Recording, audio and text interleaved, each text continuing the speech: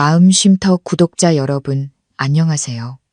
오늘 여러분께 들려드릴 이야기는 남편의 첫사랑과 함께 사고를 당했습니다입니다. 남편은 그녀를 안고 VIP 병실로 향했고 저는 복도의 차가운 이동 침대에 버려졌죠. 저는 지독한 선물을 하나 남기고 흔적도 없이 사라졌습니다. 뒤늦게 모든 게 거짓이었음을 알게 된 그에게서 부재중 전화 333통이 와 있더군요. 저는 답장했습니다. 잘못 거셨어요. 그날 밤 하늘에 구멍이라도 뚫린 듯 비가 쏟아졌습니다. 빗방울은 조용한 밤을 찢어버릴 듯 세차게 차창을 두드렸죠. 저는 뒷좌석에서 이 고급 세단 안에 어색하기 짝이 없는 분위기에 방해가 되지 않으려 최대한 몸을 웅크리고 있었습니다.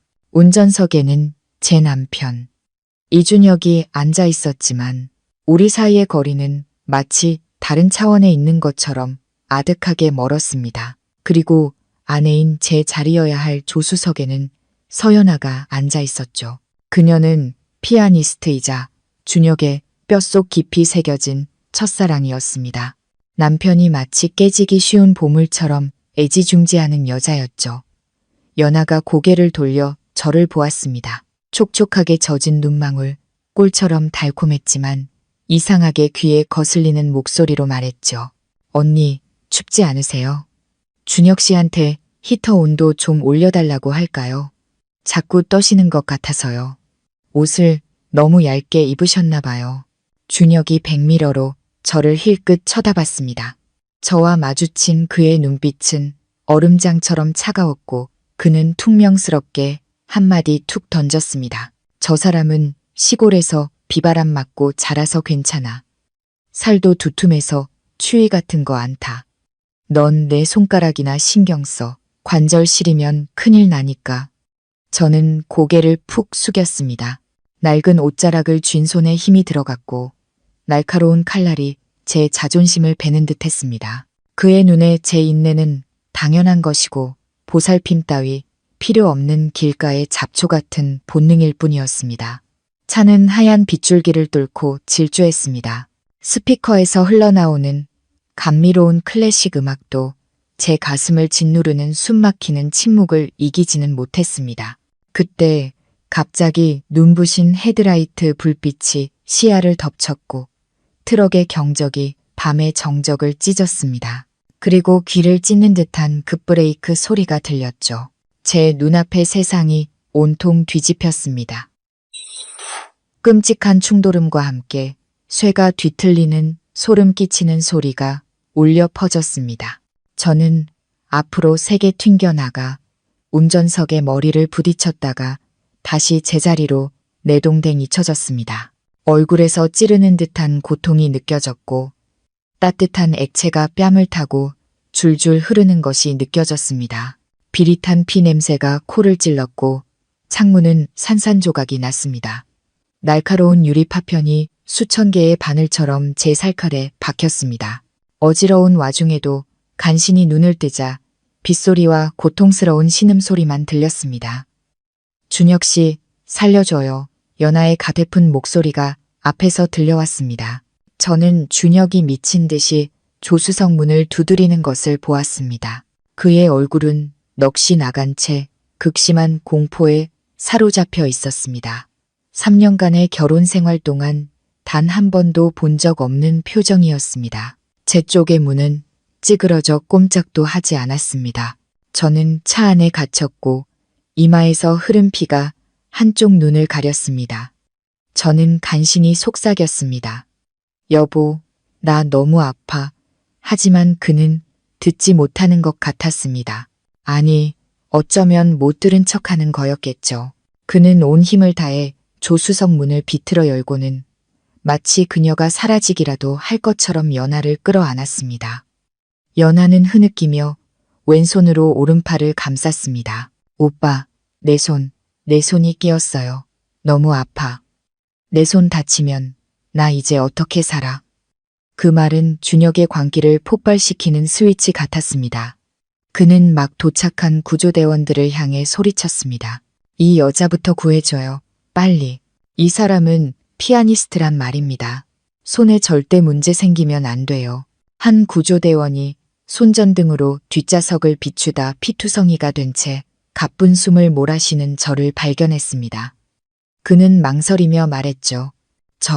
선생님, 뒷좌석에 계신 분이 머리를 다쳐서 피를 너무 많이 흘립니다. 더 위급해 보이는데요. 하지만 준혁은 그 말을 냉혹하게 잘라버렸습니다. 아마 제 숨이 멎는 마지막 순간까지도 잊지 못할 한마디였습니다. 연하부터 구해요. 뒤에 있는 저 여자는 살가죽이 두꺼워서 얼굴 좀 다쳐도 안 죽어. 연하 손이 저 여자 목숨보다 중요하다고 몰라요? 그 순간 제 심장이 ඈ는 것 같았습니다. 육체적 고통은 온데간데 없이 사라지고 정신을 갉아먹는 아픔이 온몸의 세포 하나하나로 퍼져나갔습니다. 결국 그의 저울 위에서 고상한 음악을 연주하는 애인의 두 손은 법적인 아내인 제 목숨보다 만배는 더 가치가 있었던 겁니다. 저는 찌그러진 좌석 틈으로 준혁이 연하를 안아 차 밖으로 옮기며 차가운 빗방울로부터 그녀를 보호하는 모습을 보았습니다.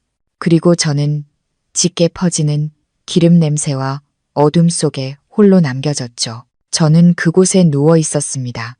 빗물이 눈물, 그리고 입술 위 핏물과 섞여 짰습니다. 저는 웃었습니다. 비참하고 일그러진 미소였죠. 나는 그의 인생에서 무엇이었을까? 아내였을까? 아니면 싸구려 물건이었을까? 고장나면 고치고 못 고치면 버리는. 구급차 사이렌 소리가 멀어져 갔습니다. 제 남편과 그가 사랑하는 여자를 태우고 부서진 자존심의 파편들과 함께 저를 다음 차를 기다리도록 내버려 둔 채 의식이 점점 흐려지며 어둠 속으로 빠져들었습니다. 적어도 그곳에서는 제 심장을 갈기갈기 찢는 잔인한 말들을 더는 듣지 않아도 됐으니까요. 정신을 차려보니 병원이었습니다. 푹신한 침대도 최신 의료기기도 없는 곳이었죠. 저는 응급실 복도에 임시로 놓인 차가운 이동 침대 위에 누워 있었습니다. 주위는 고통에 신음하는 환자들과 가족을 애타게 부르는 소리, 의사와 간호사들의 분주한 발걸음 소리로 가득했습니다. 천장의 하얀 형광등은 고통으로 부어오른 제 눈을 조롱하듯 깜빡거렸습니다. 손을 들어 얼굴을 만져보니 오른쪽 얼굴의 절반을 덮은 두꺼운 붕대가 느껴졌습니다. 욱신거리는 통증은 지난밤의 사고가, 그리고 준혁의 잔인함이 현실이었음을 일깨워 주었습니다. 지친 기색이 역력한 젊은 인턴 간호사가 지나가다 제가 깨어난 것을 보고 걸음을 멈췄습니다. 그녀는 몸이 건조한 목소리로 말했죠. 깨어나셨네요. 유리 파편이 눈에 안 들어간 게 다행이에요. 하지만 상처가 아주 깊어서 흉터는 크게 남을 겁니다. 그런데 보호자는 어디 계세요? 어젯밤부터 아무도 와서 병원비를 수납하지 않으시던데. 간호사의 질문은 비수처럼 제 가슴에 꽂혔습니다. 보호자, 제 남편은 지금쯤 다른 사람의 병상을 지키고 있겠죠. 제가 미처 입을 열기도 전에 복도 끝에서 고급스러운 차림의 한 여인이 허둥지둥 달려왔습니다. 시어머니 윤 여사였습니다. 그녀는 값비싼 실크 옷에 명품 가방을 들었지만 얼굴에는 살기가 가득했습니다. 윤 여사를 본 간호사는 슬그머니 옆으로 비켜섰습니다. 저는 그녀가 제 생사를 확인하러 온 줄 알았습니다. 그래도 3년 동안 어머니라고 부른 사람이었으니까요. 하지만 아니었습니다. 그녀는 제 침대로 달려와 제 얼굴의 상처는 쳐다보지도 않고 제 얼굴에 대고 소리를 질렀습니다. 이 재수 없는 것, 도대체 어떻게 했길래 사고가 나게 만들어? 너는 뒤에 앉아서 연하를 보호해 줘야 할 것 아니야. 그 외손에 문제라도 생기면 내까진 목숨 100개를 내놔도 모자라. 그녀의 목소리는 시끄러운 복도에 울려 퍼졌고 수많은 호기심 어린 눈들이 제게 쏠렸습니다. 그 눈빛에는 동정심 대신 마치 제가 죄인이라도 되는 양 훑어보는 경멸만이 가득했습니다. 저는 눈물을 삼키며 잠긴 목소리로 말했습니다. 어머니, 저도 다쳤어요. 준혁 씨는 어디 있어요? 윤 여사는 비웃었습니다. 그 웃음소리는 경멸로 가득 차 있었죠. 내 남편. 지금 VIP 병실에서 연하 간호하고 있어. 그 애가 정신적으로 충격을 받아서 위로가 필요하거든. 넌 꼴을 좀 봐라. 멀쩡히 살아있잖아. 역시 총것들은 소처럼 튼튼해서 이 정도로는 끄떡도 없지. 그러고는 명품 가방을 열어 5만 원짜리 지폐 다발을 꺼내 제 몸 위로 던졌습니다. 파란 지폐들이 흩날리며 더러운 병원 이불 위로 차가운 바닥으로 떨어졌습니다. 이거나 받아서 약값해. 지금 준혁이 귀찮게 하지 말고 걔는 지금 더 중요한 일로 바쁘니까 똑똑하면 입 닥치고 있어. 우리 집안 망신시키지 말고. 저는 흩어진 돈을 바라보았습니다. 목구멍까지 치미는 굴욕감에 숨이 막혔습니다. 그녀는 저를 무엇으로 보는 걸까요? 동량이 필요한 거지. 소리치고 싶었습니다. 그 돈을 그녀의 얼굴에 다시 던져버리고 싶었습니다. 나도 사람이고 아픔을 느끼고 존중받을 필요가 있다고 말하고 싶었습니다. 하지만 그때 고향에서 신장투석 비용을 기다리며 누워 계신 양아버지의 모습이 떠올랐습니다. 그분은 제 유일한 가족이자 쓰레기 더미에서 저를 주워 키워주신 분이었습니다. 그리고 제가 이 지옥 같은 결혼을 견디는 단 하나의 이유였죠. 저는 피가 나도록 입술을 깨물며 떨리는 손으로 가슴과 바닥에 떨어진 지폐들을 한 장 한 장 주었습니다. 돈을 주울 때마다 제 자존심도 함께 산산조각 나는 것 같았습니다. 윤 여사는 저를 곁눈질로 보더니 차갑게 코웃음을 쳤습니다. 대단한 척하더니 결국 돈에 환장한 년이었군. 그렇게 분수를 아니 다행이다. 그녀는 역한 향수 냄새만 남긴 채 휙 돌아서 가버렸습니다. 저는 소독약 냄새에 가득한 복도에 남아 손에 돈다발을 꽉 쥐었습니다. 날카로운 지폐 모서리가 손바닥을 파고들었습니다. 저는 궁금했습니다. 에어컨이 시원하게 나오고 전담 의사가 있는 저 화려한 VIP 병실에서 준혁은 이 복도에 외롭게 누워있는 아내를 단 한순간이라도 떠올렸을까요? 아마 아닐 겁니다. 그들의 세상에서는 돈과 지위가 인간의 가치를 재는 척도니까요. 저는 가난하고 못생겼으니 제 목숨값도 저녁 시장에 시든 채소처럼 저렴한 것이겠죠. 호화로운 병실에서는 귀족 환자의 안정을 위해 누군가 틀어놓은 듯한 감미로운 음악이 흘러나왔습니다. 하지만 제 귓가에는 저와 같은 처지의 고단한 인생들이 내쉬는 한숨 소리뿐이었습니다. 저는 눈을 감았습니다. 뜨거운 눈물 한 방울이 뺨을 타고 흘러내려 새하얀 붕대를 적셨습니다. 저는 제 인내심이 이제 한계에 다다랐음을 직감했습니다.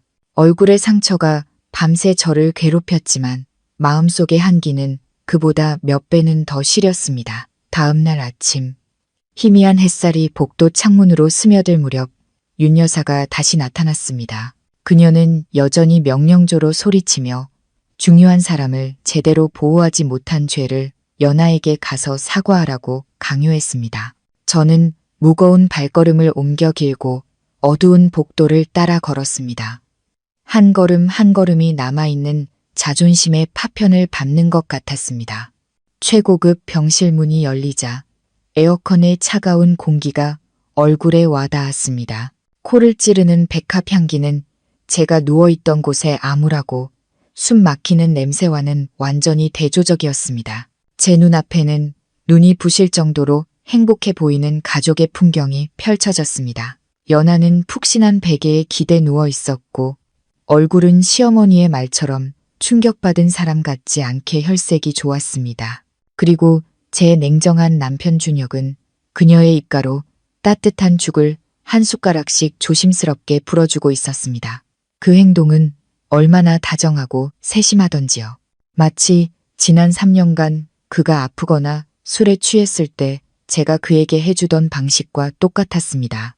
단지 차이점이라면 제가 해줄 때 그는 당연하다는 듯 무심한 표정으로 받았지만 지금 그는 마치 귀한 도자기를 다루듯 온갖 애정과 소중함을 담아 다른 여자에게 해주고 있다는 것이었죠. 피 묻은 환자복을 입고 문 앞에 멍하니 서 있는 저를 보고 연하가 작게 소리쳤습니다. 그녀의 눈이 놀란 듯 커졌다가 이내 안타깝다는 표정으로 바뀌었습니다. 그녀는 준혁의 손을 살짝 밀며 바람처럼 부드러운 목소리로 말했습니다. 준혁 씨, 은혜 언니 왔어요. 이제 언니 그만 미워해요. 언니도 다쳤잖아요. 일부러 그런 건 아닐 거예요. 원래도 예쁜 얼굴은 아니었지만 이제 얼굴에 흉터까지 생기면 더 보기 흉해질까봐 걱정이네요.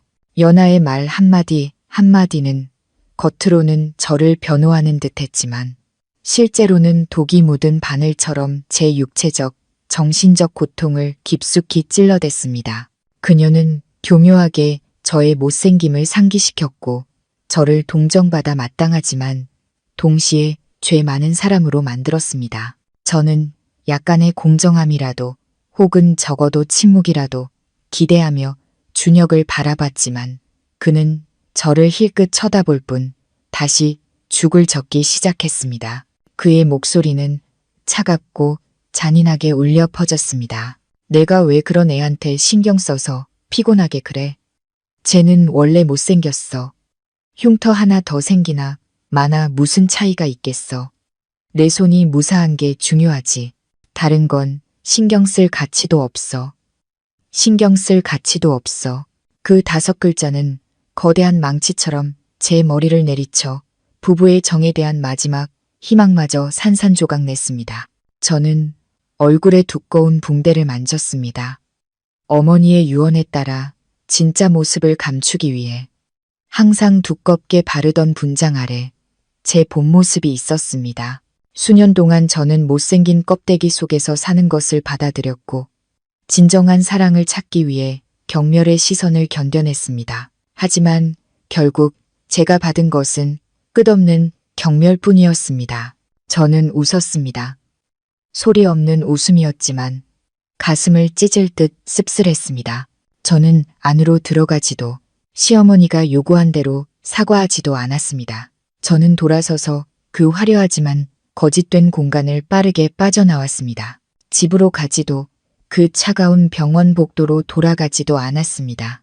저는 택시를 잡아타고 아무도 모르게 비밀스러운 작업을 하기 위해 따로 얻어둔 낡은 골목 깊숙한 곳에 반지하 방으로 향했습니다. 좁고 축축한 방이었지만 그곳은 제가 유일하게 제 자신으로 있을 수 있는 곳이었고 거대한 제국을 무너뜨릴 수 있는 비밀이 숨겨진 곳이었습니다. 저는 침대 밑에 숨겨둔 낡은 금고를 열었습니다.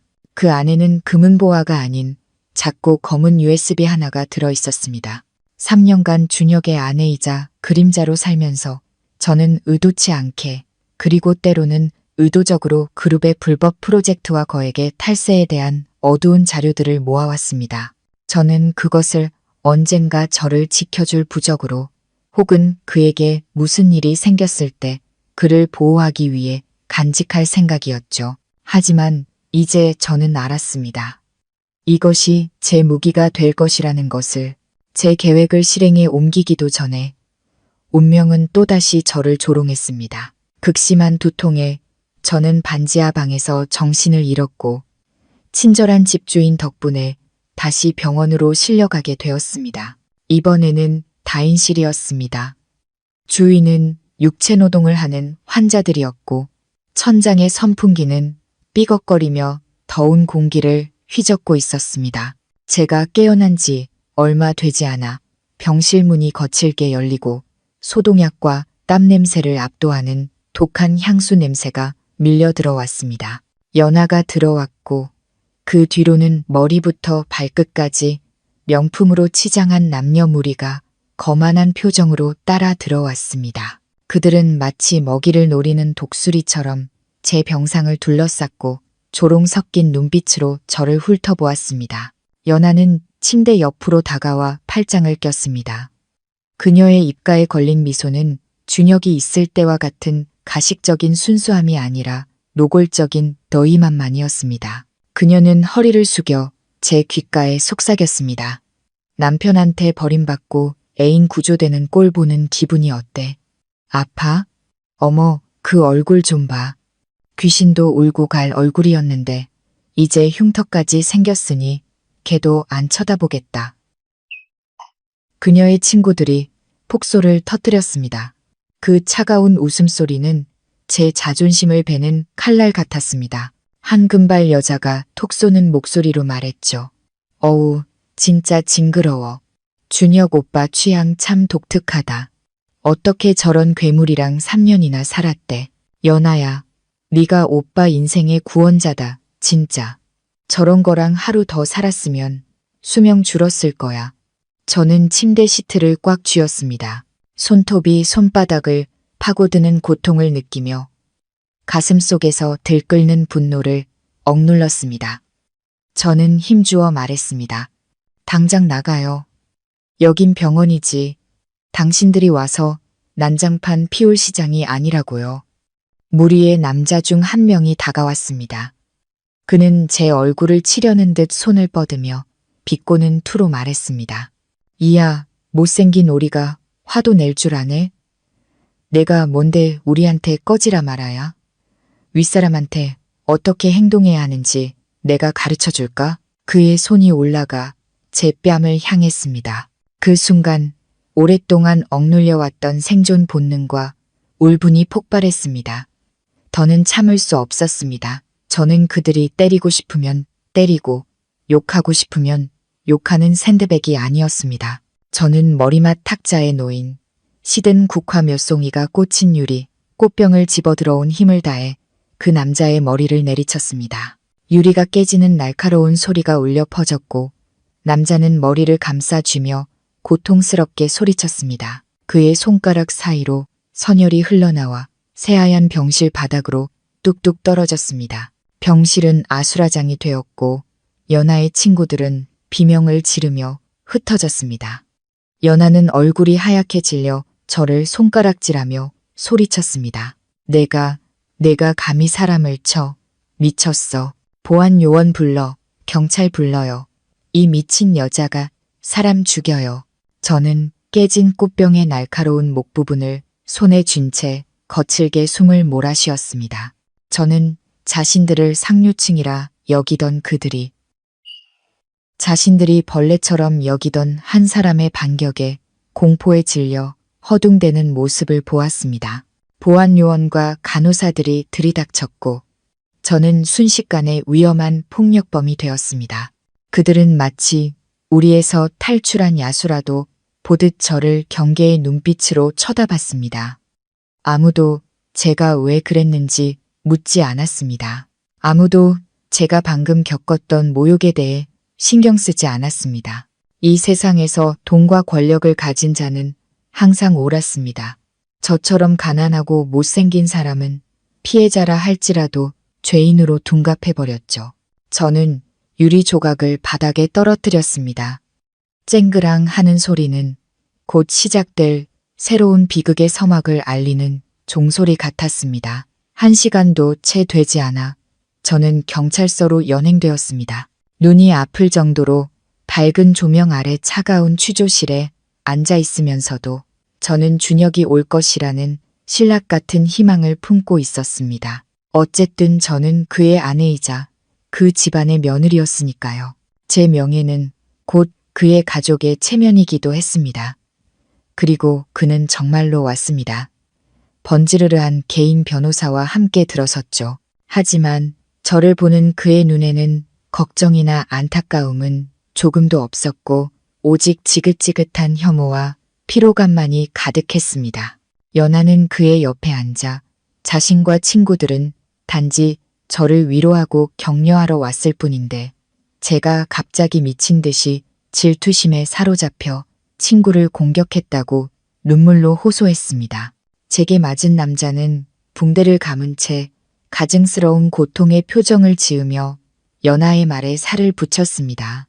저는 준혁을 보며 떨리는 목소리로 해명했습니다. 그게 아니에요, 여보. 날 믿어줘요. 그 사람들이 먼저 나를 모욕했어요. 나를 때리려고 해서 그래서 닥쳐. 준혁이 제 말을 끊으며 소리쳤습니다. 좁은 방 안에 울리는 고함 소리에 저는 움찔했습니다. 그는 마치 처음 보는 사람을 보듯 차가운 눈으로 저를 쏘아보았습니다. 내 꼴을 좀 봐. 내게 남이 질투할 만한 게 뭐가 있다고 모욕을 해. 연하랑 연하 친구들은 교양 있고 지위 있는 사람들이야. 너 같은 사람하고 시비 걸 만큼 한가하지 않아. 내 그 병적인 질투심이랑 무식한 폭력성, 이제 정말 지긋지긋하다. 그는 경찰관을 향해 마치 폐기물을 버리듯 냉정하고 단호한 목소리로 말했습니다. 경찰관님, 저희 가족은 보석 신청을 하지 않겠습니다. 저 여자는 자기가 저지른 잘못에 대해 벌을 받아야 합니다. 구치소에 며칠 들어가서 정신 좀 차리게 해주세요. 그 난폭한 버릇도 좀 고치고요. 피해자 쪽 보상 문제는 제가 알아서 처리하겠습니다. 그의 말 한마디 한마디가 칼날이 되어 제 심장을 난도질했습니다. 저는 제 귀를 의심했습니다. 제가 한때 온 마음을 다해 사랑했던 남편이 이제는 애인과 그 쓰레기 같은 친구들의 명예를 지키기 위해 제 손으로 저를 감옥으로 밀어넣고 있었습니다. 구치소에서의 7일은 제 인생에서 가장 긴 시간이었습니다. 축축하고 냄새나는 감방은 모기와 바퀴벌레로 가득했습니다. 저는 거칠고 험악한 여자들과 함께 갇혔습니다. 첫날 밤 저는 그 방의 왕초에게 이유 없이 두들겨 맞았습니다.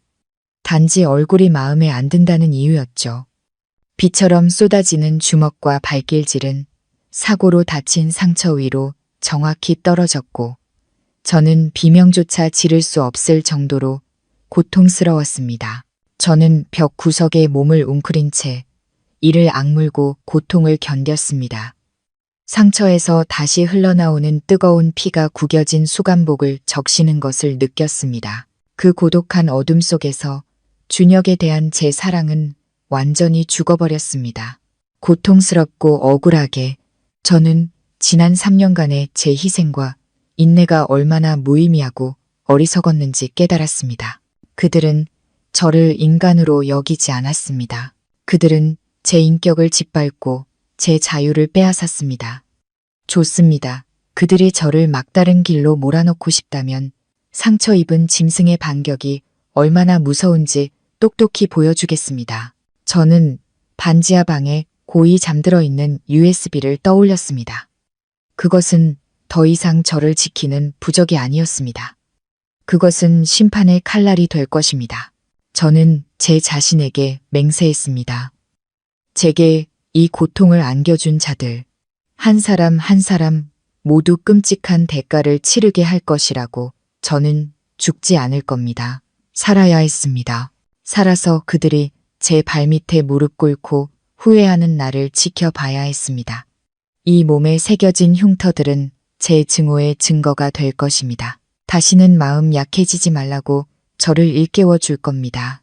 제가 출소하던 날 모든 것을 태워버릴 듯 햇살이 뜨거웠습니다. 저는 조용히 풀려날 줄 알았지만 아니었습니다.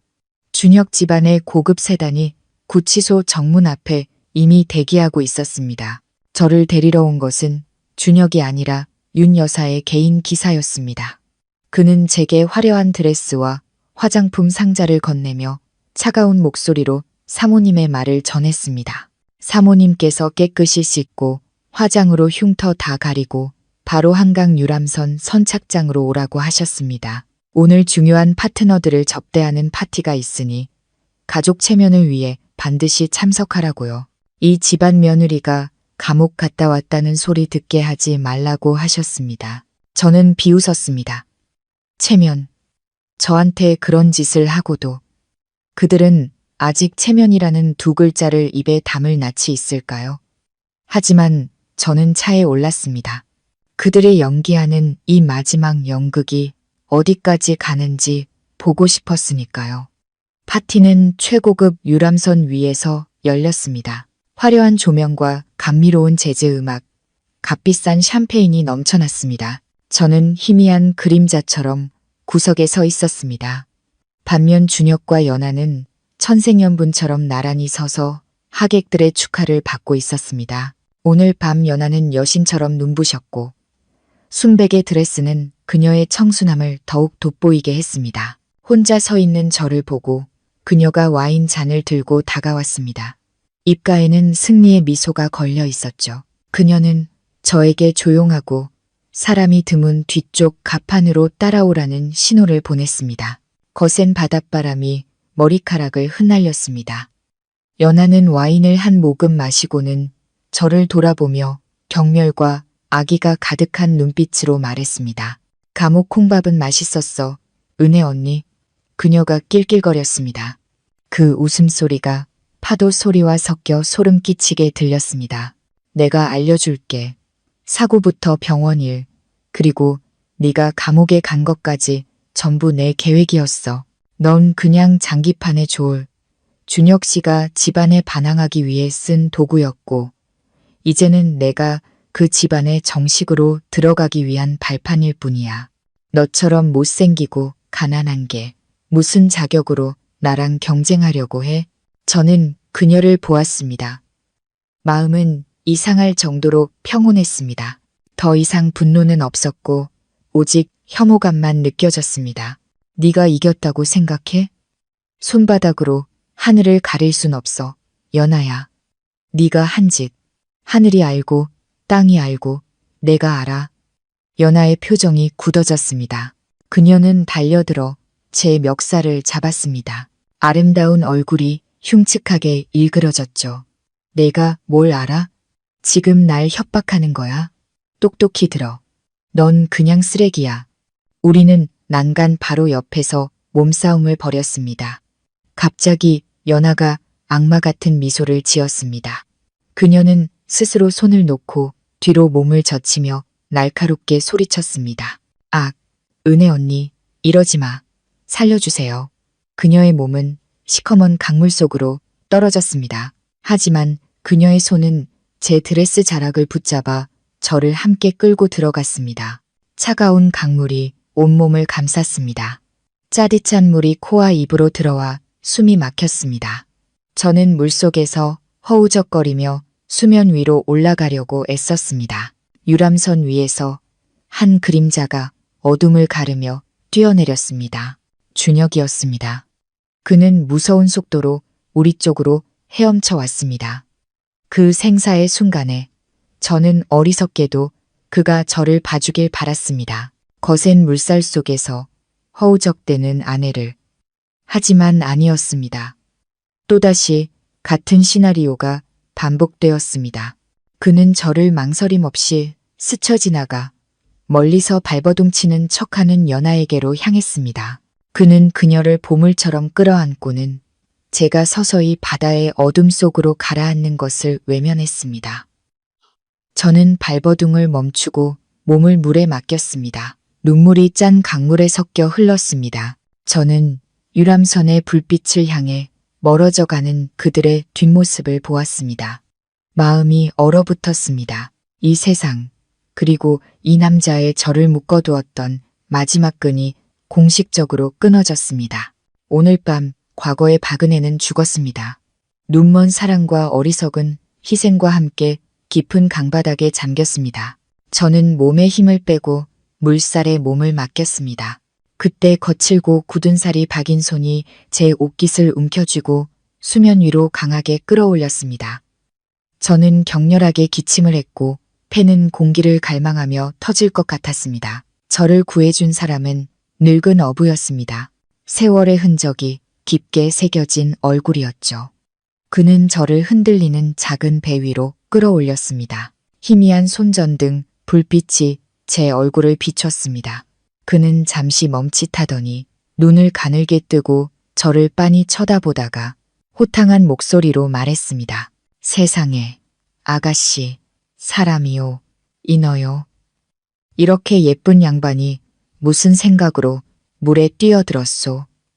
저는 손을 들어 얼굴을 만졌습니다. 두꺼운 분장, 쌍꺼풀 테이프, 진짜 모습을 감추기 위해 사용했던 모든 위장술이 강물에 깨끗이 씻겨 내려간 후였습니다. 어머니의 유언에 따라서 말이죠.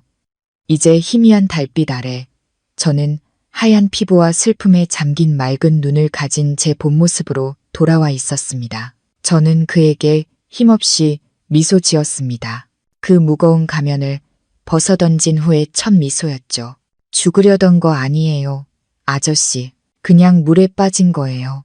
친절한 어부에게 감사 인사를 하고 해경에 신고하겠다는 제안을 거절한 후 저는 택시를 잡아 타고 비밀스러운 제 반지하 방으로 향했습니다. 깨끗이 씻고 거울 앞에 섰습니다. 거울 속 여자는 낯설면서도 익숙했습니다.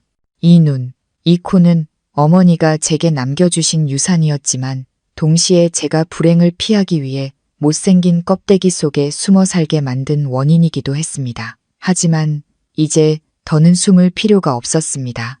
저는 더 이상 잃을 것이 없었으니까요. 저는 책상에 앉아 컴퓨터를 켰습니다. 책상 위에는 준혁과 탐욕스러운 주주들이 저지른 모든 금융비리, 탈세, 유령 프로젝트에 대한 증거가 담긴 검은색 USB가 놓여 있었습니다.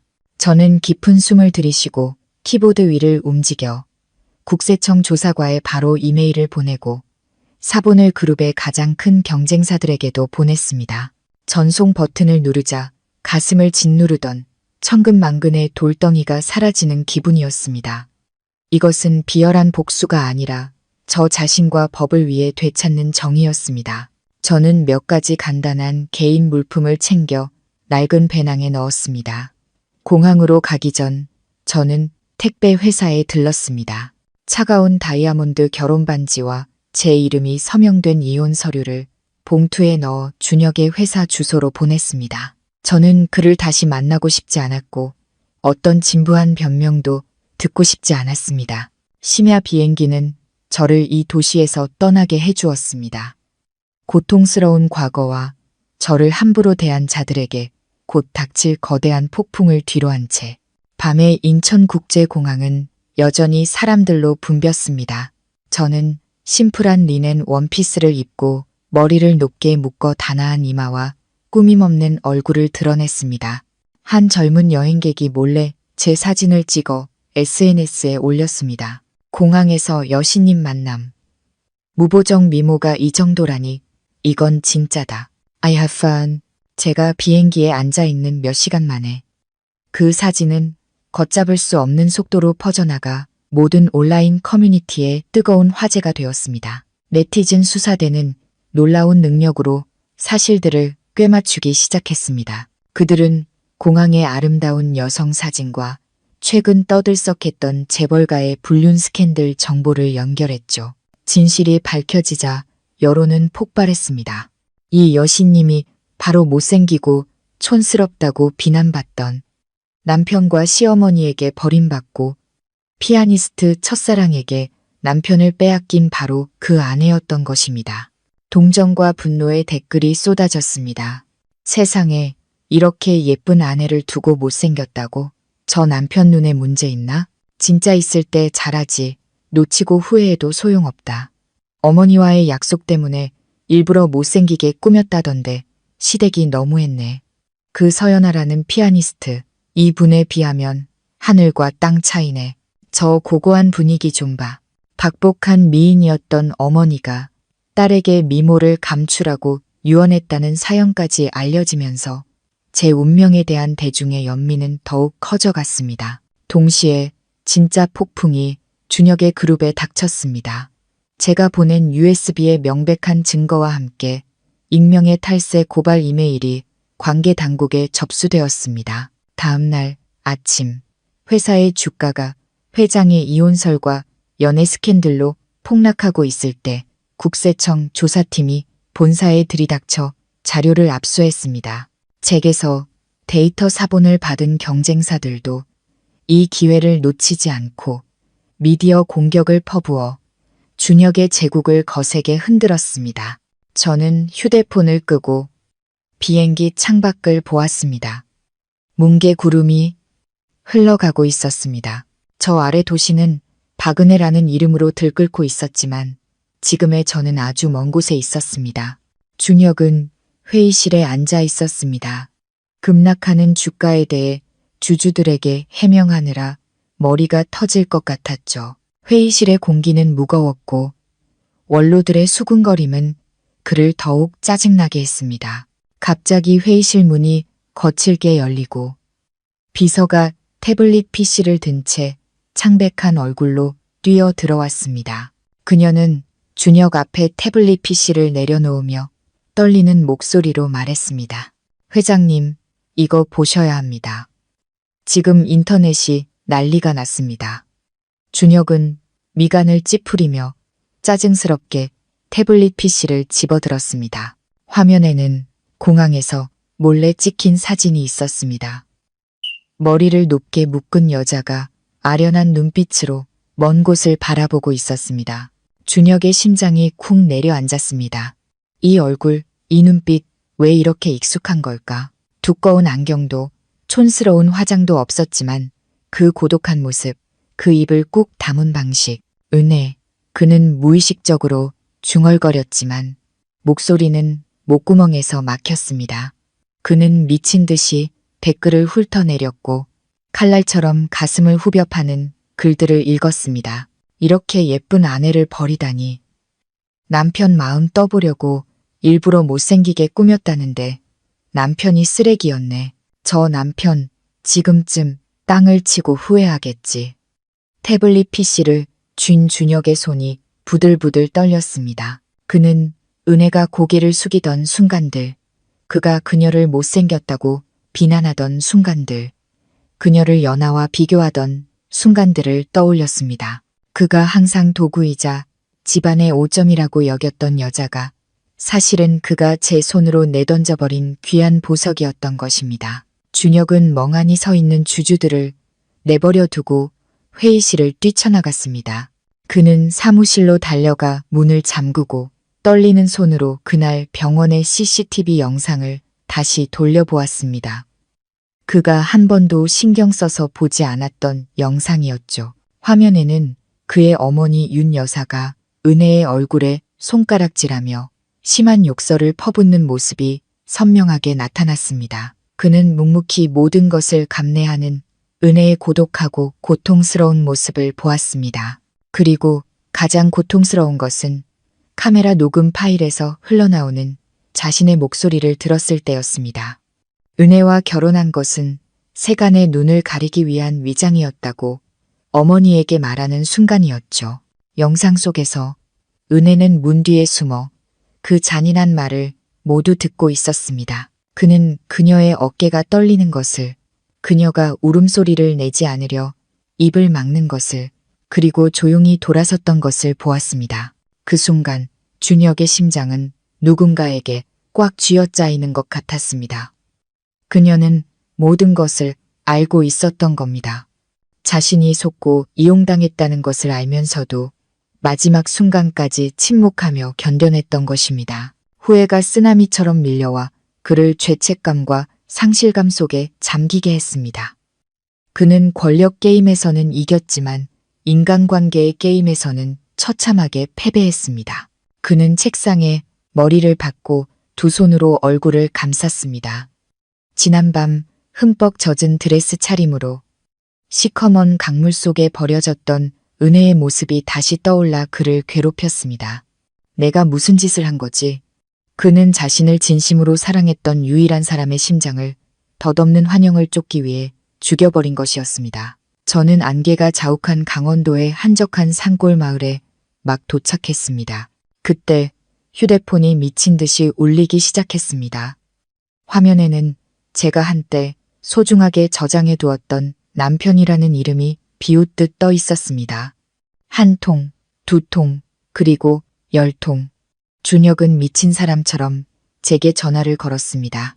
저는 전원을 끄지도 수신 거부를 하지도 않았습니다. 그저 나무 탁자 위에 휴대폰을 가만히 두었습니다. 화면이 밝아졌다가 다시 꺼지는 것을 바라보면서 마치 이 결혼에 대한 제 희망이 그렇게 꺼져버렸던 것처럼 333번째 부재중 전화가 찍혔을 때 저는 휴대폰을 들었습니다. 전화를 받지 않고 짧고 차가운 문자 메시지 한 줄을 보냈습니다. 잘못 거셨어요. 그 세 글자는 단순한 거절이 아니었습니다. 과거에 대한 완전한 부정이었습니다. 박은혜라는 이름에 못생기고 순종적이었던 그의 아내는 더 이상 존재하지 않았습니다. 지금 이 휴대폰을 들고 있는 사람은 완전히 다른 은혜였습니다. 그리고 이 은혜에게 준혁은 그저 스쳐 지나간 낯선 사람일 뿐이었습니다. 전화기 저편에서 준혁은 문자 메시지를 멍하니 바라보았습니다. 온몸에 피가 굳는 것 같았습니다. 잘못 거셨어요. 그녀는 욕을 하지도 원망하지도 않았습니다. 그저 깃털처럼 가볍게 그를 자신의 인생에서 지워버렸습니다. 그녀의 침묵과 단호함은 그 어떤 저주보다 잔인했습니다. 동시에 사무실 전화벨이 요란하게 울렸습니다. 비서의 다급한 노크 소리가 들렸죠. 회장님, 큰일 났습니다. 국세청에서 소환장이 왔습니다. 지난 3년간 회사가 비자금을 조성하고 탈세한 혐의에 대한 증거가 모두 확보되었다고 합니다. 그들이 가진 자료가 우리 내부 장부와 완벽하게 일치한다고 합니다. 준혁의 손에서 휴대폰이 바닥으로 떨어지며 화면에 금이 갔습니다. 그는 모든 것을 깨달았습니다.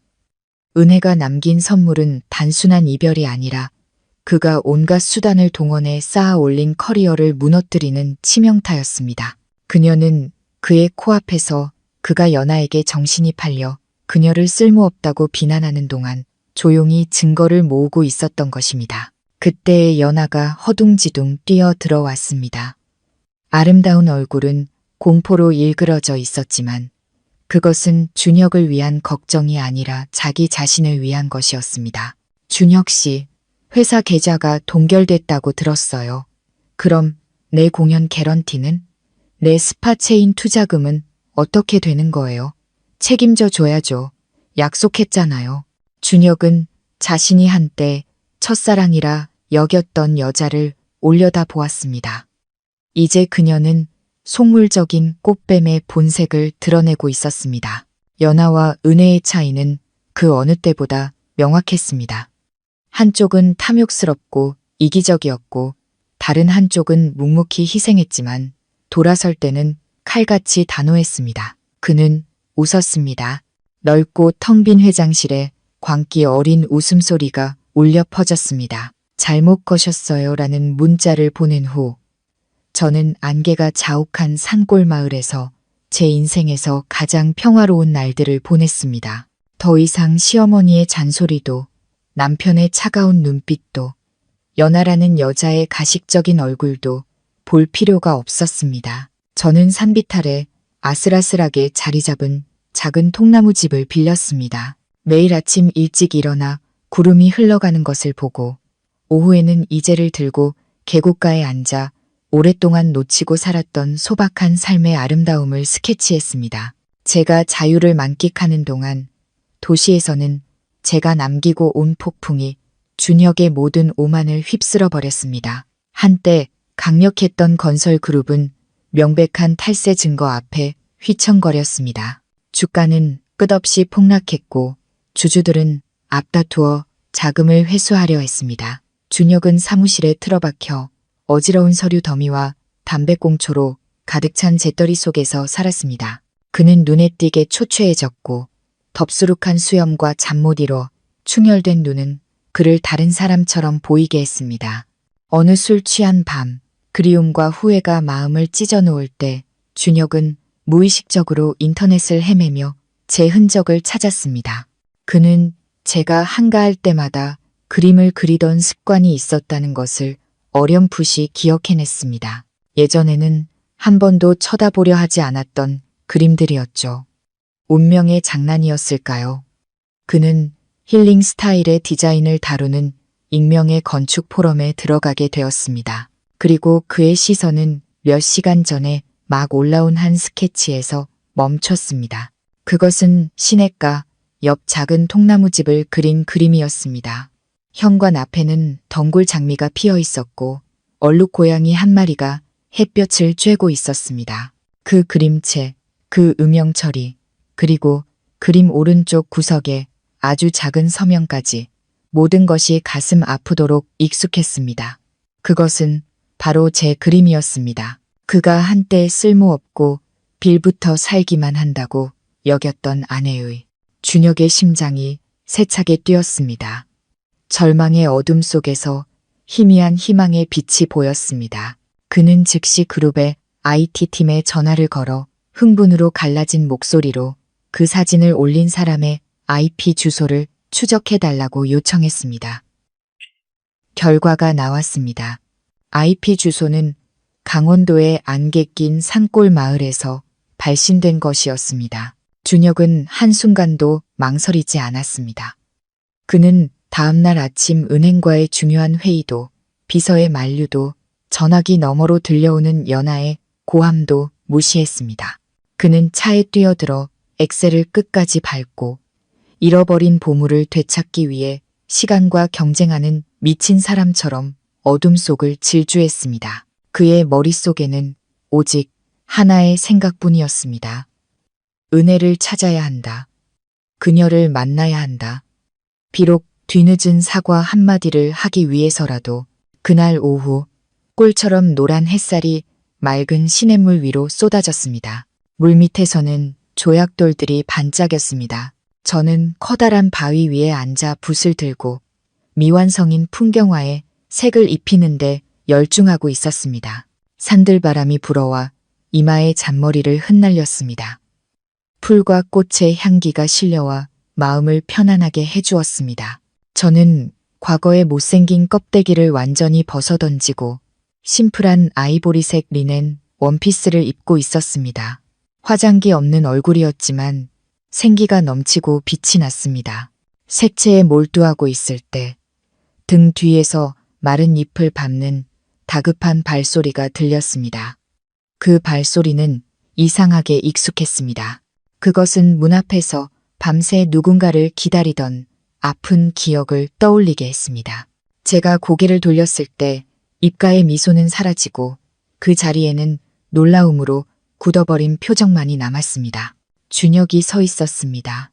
저와 불과 몇 걸음 떨어진 곳에. 하지만 그는 몹시 비참해 보였습니다. 구겨진 정장, 흙투성이, 구두, 수십 년은 늙어버린 듯한 초췌하고 탄 얼굴. 그는 제 진짜 얼굴에 시선을 고정한 채 마치 자신의 눈을 믿을 수 없다는 듯 저를 뚫어지게 쳐다봤습니다. 그의 눈에는 놀라움, 후회, 고통, 그리고 광적인 집착이 뒤섞여 있었습니다. 은혜. 그가 갈라지고 떨리는 목소리로 말했습니다. 당신이었구나. 정말 당신이었어. 당신, 너무 아름다워.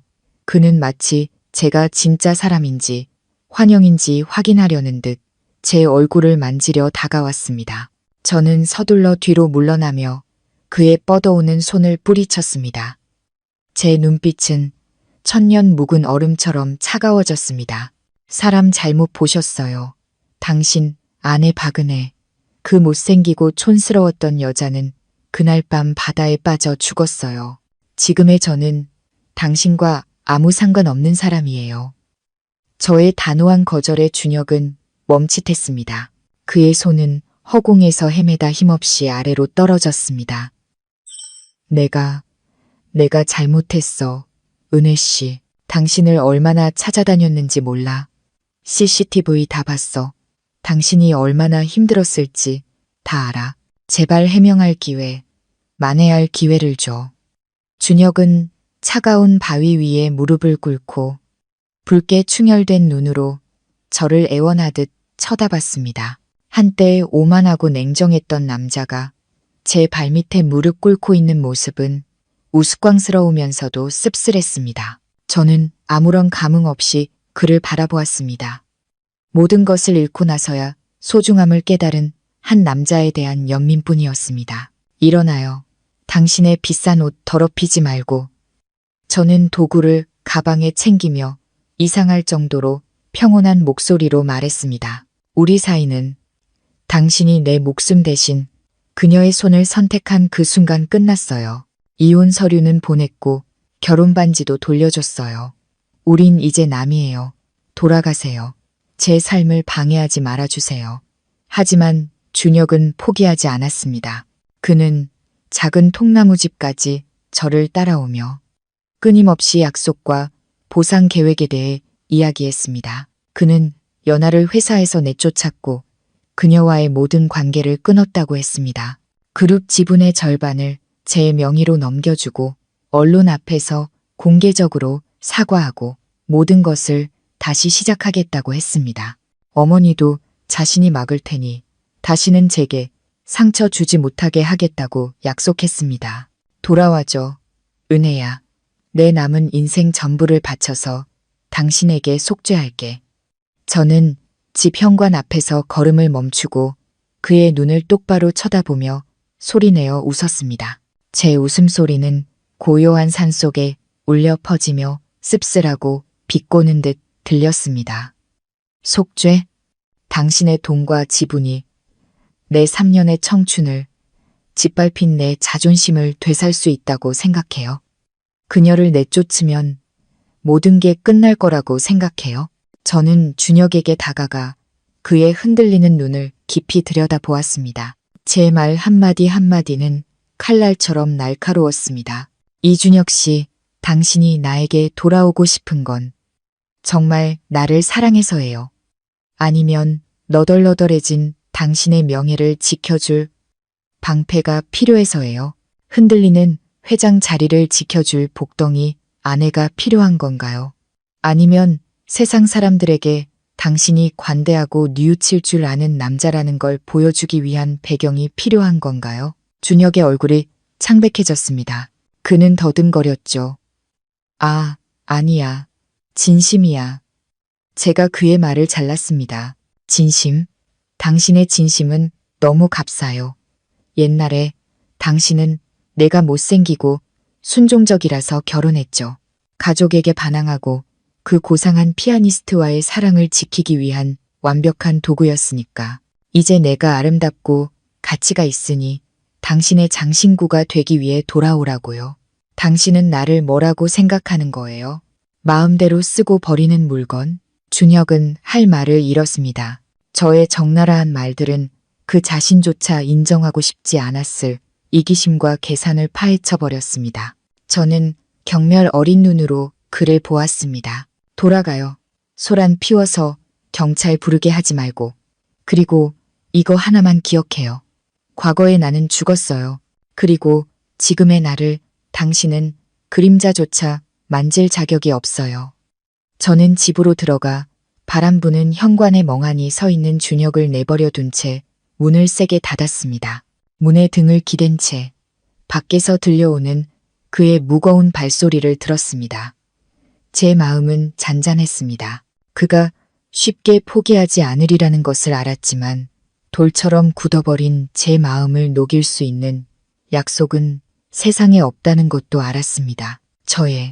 그리고 이 작은 마을의 평화는 공식적으로 깨졌습니다. 다음 날 연하가 나타났기 때문입니다. 그녀는 뉘우침이 아니라 모든 것을 잃은 자의 광기를 품고 이곳을 찾아왔습니다. 준혁에게서 지원이 끊기고 스캔들로 광고 계약이 취소되고 빚쟁이들에게 쫓기게 된 연하는 준혁의 흔적을 쫓아 여기까지 온 것이었습니다. 그녀는 헝클어진 머리와 지저분한 옷차림으로 제 집 마당으로 뛰어들었습니다. 우아했던 피아니스트의 모습은 온데간데 없었죠. 마당에서 빨래를 널고 있는 저를 보자마자 연하는 야수처럼 달려들며 소리쳤습니다. 이 나쁜 년, 여우 같은 것. 일부러 떠나는 척하면서 준혁 씨 마음을 잡으려고 했지. 내가 내 모든 걸 망쳤어. 준혁 씨가 날 버리게 만들었다고 죽여버릴 거야. 내 그 잘난 얼굴을 갈기갈기 찢어서 누굴 유혹할 수 있는지 한번 보자고. 그녀가 날카로운 손톱을 세워 제 얼굴을 핥히려던 순간 한 그림자가 제 앞을 막아섰습니다.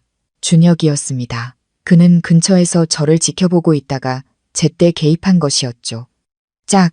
살을 애는 듯한 소리가 울려 퍼졌습니다. 연하는 준혁의 뺨을 맞고 바닥에 나뒹굴었습니다. 그녀는 뺨을 감싸준 채 한때 자신을 보물처럼 다루던 남자가 이제는 살기 어린 혐오의 눈빛으로 자신을 쳐다보는 것을 믿을 수 없다는 듯 바라보았습니다. 당장 꺼져. 누가 너더러 은혜씨 몸에 손대라고 했어? 준혁이 으르렁거렸습니다. 그의 목소리가 정원 한 구석을 뒤흔들었습니다. 그는 연하를 손가락으로 가리키고 다른 팔은 여전히 저를 보호하듯 뒤로 뻗고 있었습니다. 내 꼴을 좀 봐. 악독하고 천박한 아줌마랑 다를 게 뭐가 있어. 내가 정말 눈이 멀었지. 너 같은 걸 사랑했다니. 은혜 씨 말이 맞았어. 넌 그녀의 신발끈을 맬 자격도 없어. 내가 널 죽이기 전에 당장 여기서 꺼져. 연하는 바닥에 주저앉아 미친 듯이 웃었습니다. 눈물과 번진 화장으로 얼굴이 엉망이었습니다. 하하, 날 때려. 저 못생긴 년 때문에 날 때린다고. 잊었어? 내 손이 보물이라고 했잖아. 세상에서 나를 가장 사랑한다고 했잖아. 그런데 이제 저 여자를 감싸?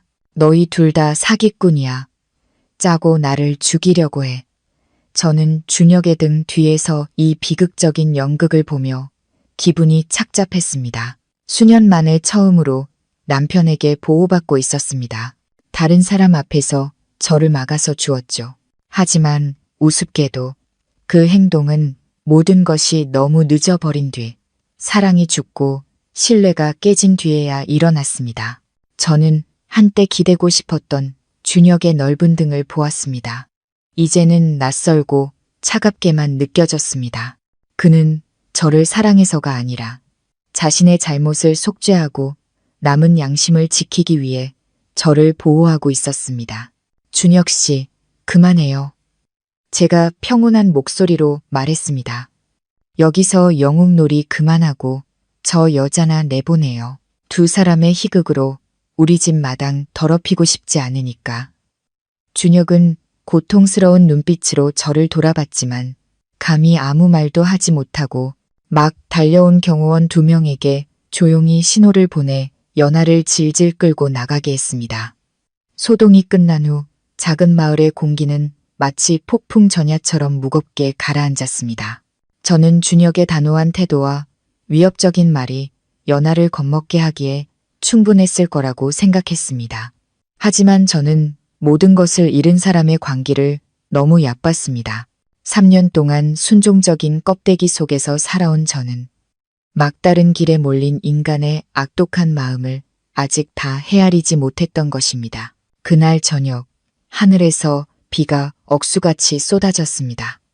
굵은 빗방울이 통나무 집에 양철 지붕을 두드리며 불안한 소리를 냈습니다. 저는 내일까지 급하게 완성해야 할 그림에 필요한 특별한 파란색 물감이 떨어진 것을 발견했습니다.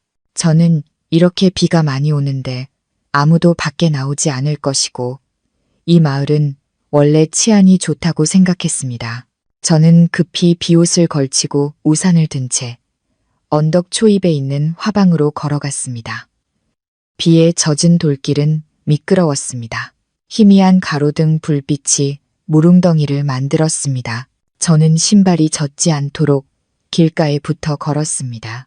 그때 헤드라이트를 끈 낡은 트럭 한 대가 어두운 골목에서 튀어나와 제 앞을 막아섰습니다. 타이어가 길에 끌리는 날카로운 소리가 천둥 소리와 섞여 심장을 택기할 뻔했습니다. 차문이 열리고 험상궂게 생긴 건장한 남자 3명이 쇠파이프를 든 채 뛰어내렸습니다. 제가 소리 지를 틈도 없이 뒤에서 강한 약품 냄새가 덮쳐왔습니다. 약에 적신 손수건이 제 코와 입을 막았고 목구멍에서 나오려던 모든 소리를 차단했습니다. 저는 필사적으로 몸부림쳤고 손에 들고 있던 우산은 흙탕물 속으로 떨어져 굴렀습니다. 의식이 희미해지는 순간 저는 조수석에서 내리는 연하를 보았습니다. 그녀는 우산도 쓰지 않은 채 비를 맞고 있었고 빗물에 번진 화장 아래로 증오와 승리감에 일그러진 얼굴이 드러났습니다. 그녀는 점점 정신을 잃어가는 저를 보며 소름 끼치는 미소를 짓고는 이를 악물고 말했습니다. 내가 말했지. 내가 가질 수 없으면 너도 편하게 살 생각하지 말라고. 오늘 밤이 네가 빛을 보는 마지막 밤이 될 거야. 이 나쁜 년. 그것이 제가 현실적인 악몽 속으로 어둠 속으로 빠져들기 전에 들은 마지막 말이었습니다. 그 시각 준혁은 호텔 거실에 앉아 창밖에 비가 그칠 기미를 보이지 않자 초조해하고 있었습니다. 불길한 예감이 들었고 보이지 않는 불안감이 속을 긁는 듯 했습니다. 그는 저를 몰래 보호하도록 배치한 경호원에게 전화를 걸었지만 수화기 너머에서는 신호음만 계속되었습니다.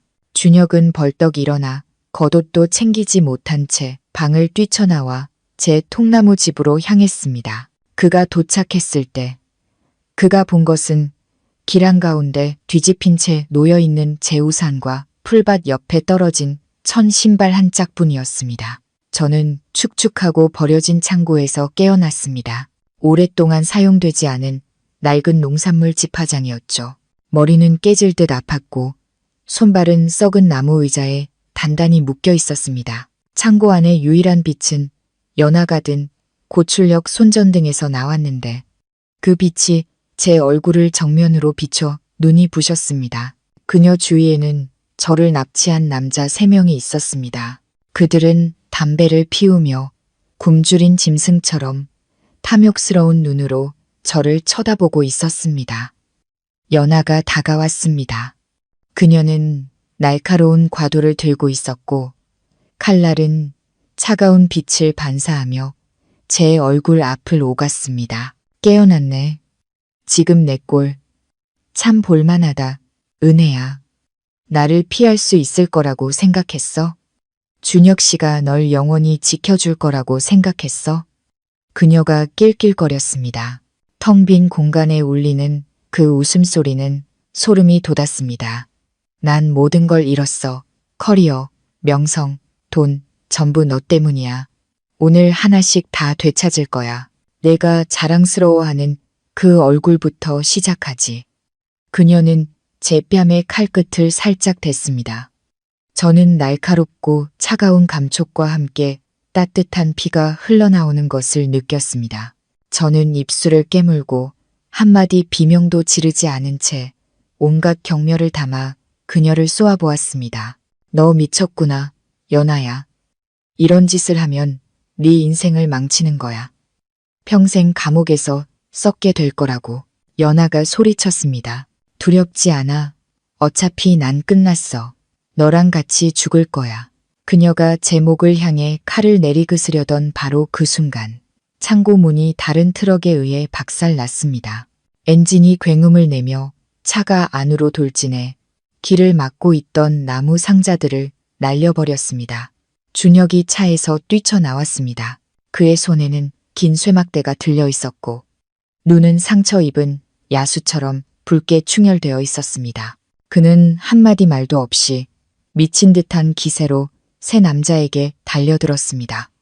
그의 등장은 괴한들을 놀라게 했지만 그들은 곧 반격에 나섰습니다. 연하는 준혁을 보고 더욱 광분했습니다. 그녀는 더 이상 물러설 곳이 없다는 것을 알고는 돌아서서 제 왼쪽 가슴을 향해 칼을 높이 쳐들고 내리찔렀습니다. 죽어. 그녀는 소리쳤습니다. 온 힘을 다한 치명적인 일격이었습니다. 절체절명의 순간 제가 죽음을 기다리며 눈을 감았을 때 한 검은 그림자가 제 앞을 막아섰습니다. 푹 칼날이 살을 파고드는 소름 끼치는 소리가 들렸습니다. 저는 눈을 떴고 극심한 충격에 빠졌습니다. 칼에 찔린 것은 제가 아니라 준혁이었습니다. 그가 자신의 몸으로 저를 막아준 것이었죠. 칼날은 가슴이 아니라 그의 오른팔에 깊숙이 박혔습니다. 수십억짜리 계약서에 서명하던 그 능숙한 팔, 연하를 보물처럼 다루던 그 팔의 말입니다. 선혈이 뿜어져 나와 그의 하얀 셔츠를 붉게 물들였고 제 얼굴에도 따뜻하고 비릿하게 튀었습니다. 준혁은 고통스러운 신음소리를 냈지만 왼손으로는 재빨리 연하의 얼굴을 강타해 그녀를 멀리 날려버렸습니다. 칼은 여전히 그의 팔에 박혀 있었습니다. 그는 제 앞에 무릎을 꿇었고 고통으로 거친 숨을 몰아쉬며 땀을 비오듯 흘렸습니다. 하지만 그가 내뱉은 첫 마디는 고통의 외침이 아니었습니다. 떨리고 겁에 질린 목소리였죠. 은혜 씨, 괜찮아. 어디 다친 데 없어.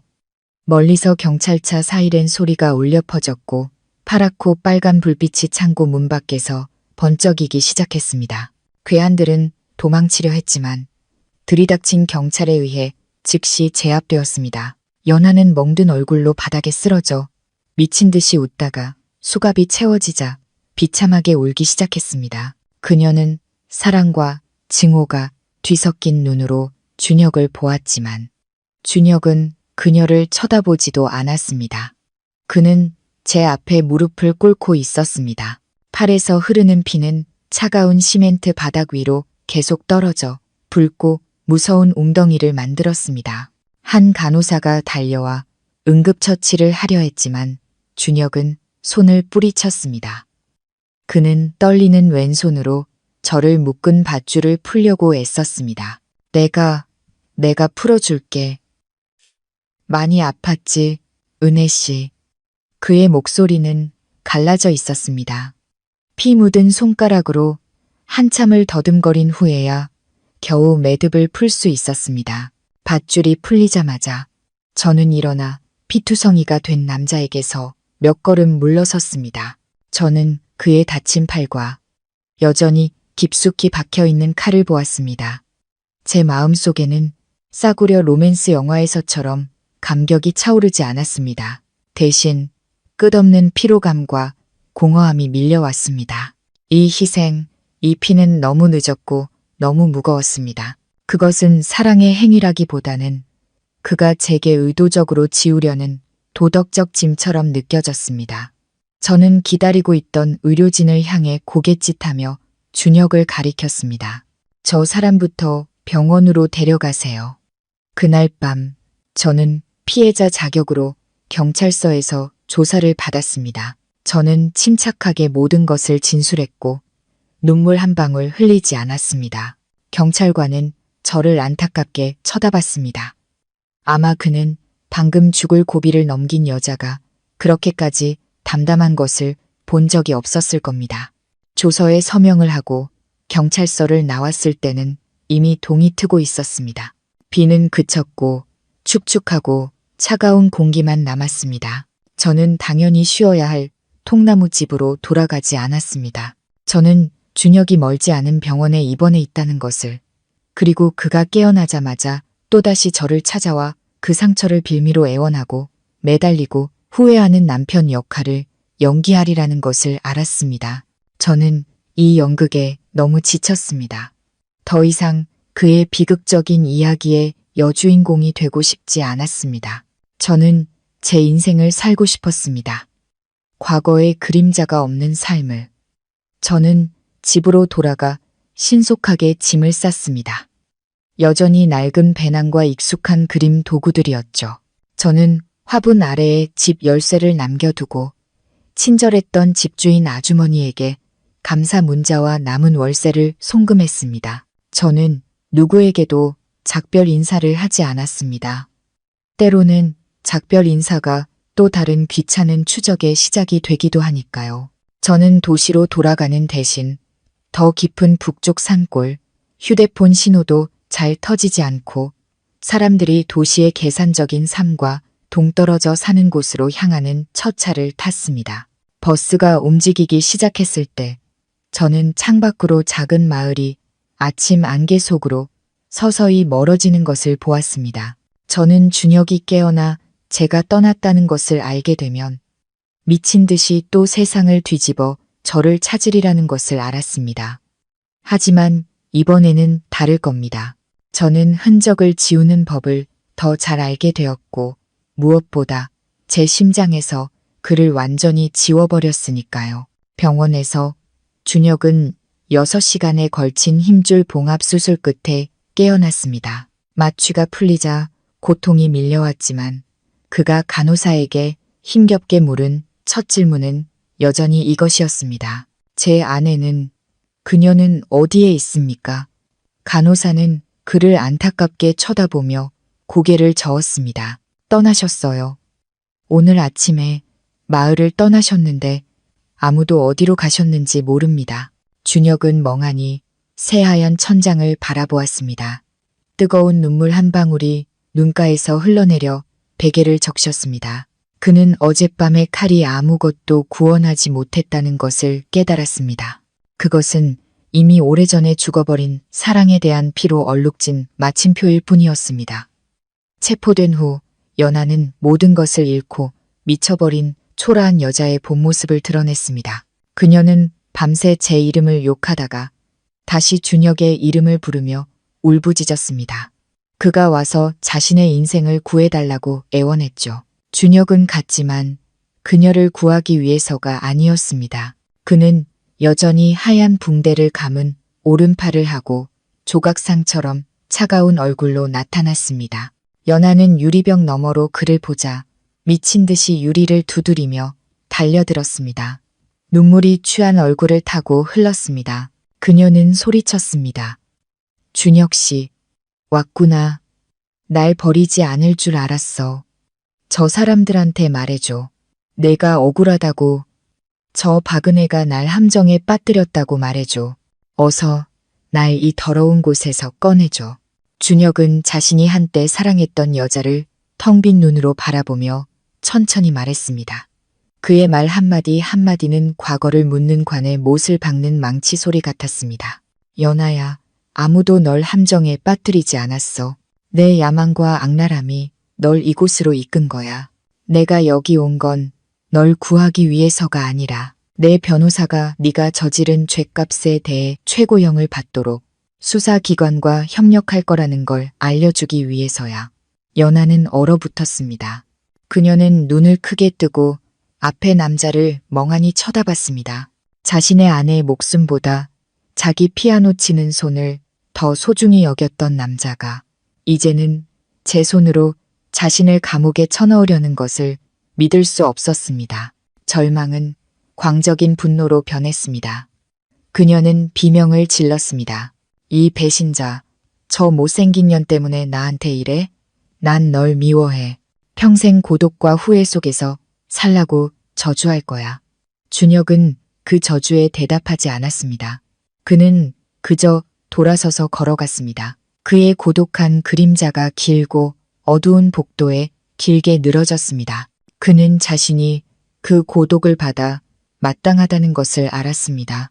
악의 손을 내밀고 연하의 탐욕을 방관한 대가로 비참한 결말을 맞았으니까요. 연하는 절망 속에서 울부짖었습니다. 그녀의 울음소리는 불길하고 섬뜩하게 울려 퍼졌습니다. 그것은 천사의 얼굴을 하고 뱀의 마음을 품은 자들이 치러야 할 대가였습니다. 연하의 재판은 몇 달 후에 열렸습니다. 저는 참석하지 않고 변호사에게 모든 것을 위임했습니다. 징역 15년형은 한때 찬란한 미래를 가졌지만 탐욕 때문에 길을 잃은 한 젊은 여성의 인생의 마침표를 찍었습니다. 결국 인간은 서로를 짓밟고 쟁취하려 애쓰지만 마지막에 얻는 것은 허무함과 차가운 감옥의 쇠창살 뿐이었습니다. 시간은 가장 신비로운 치유제였습니다. 영원히 아물지 않을 것 같던 상처를 부드럽게 어루만져 주었죠. 2년이 흘렀습니다. 저는 새로운 땅에 느리고 평화로운 삶에 완전히 녹아들었습니다. 저는 더 이상 고개 숙이고 순종하던 재벌가 며느리도 상처와 증오로 가득 찼던 여자도 아니었습니다. 저는 은혜, 열정과 노력으로 살아가는 자유로운 주얼리 디자이너였습니다. 모아둔 돈으로 산비탈에 작은 작업실을 열었습니다. 그곳에서는 매일 흘러가는 구름을 보고 졸졸 흐르는 시냇물 소리를 들을 수 있었죠. 제 디자인은 자연에서, 바위 틈에서, 꿋꿋이 피어나는 들꽃에서 영감을 받았습니다. 소박하지만 생명력 넘치는 아름다움을 담았죠. 그렇게 고요한 나날 속에서 만들어진 작품들이 그렇게까지 열렬한 환영을 받을 줄은 몰랐습니다. 제 이름은 권위 있는 디자인 잡지에 실리기 시작했고 도시에서 오는 주문도 점점 늘어났습니다. 저는 일과 끊임없는 창작 아이디어로 바쁘게 지내며 과거의 아픈 기억을 서서히 잊어갔습니다. 가끔 뉴스를 보다가 우연히 준혁의 모습을 보기도 했습니다. 그는 눈에 띄게 늙어 보였고 30대 초반임에도 머리카락에 흰머리가 희끗희끗했습니다. 언론은 그를 잿더미에서 그룹을 일으킨 유능한 사업가라고 칭송하면서도 그의 고독함을 빼놓지 않고 언급했습니다. 사람들은 그 막강한 회장이 이제는 고행하는 수도승처럼 산다고 수군거렸습니다. 그는 파티에도 가지 않고 여자도 만나지 않으며 일 외 시간에는 넓은 저택에 혼자 틀어박혀 있다고 했습니다.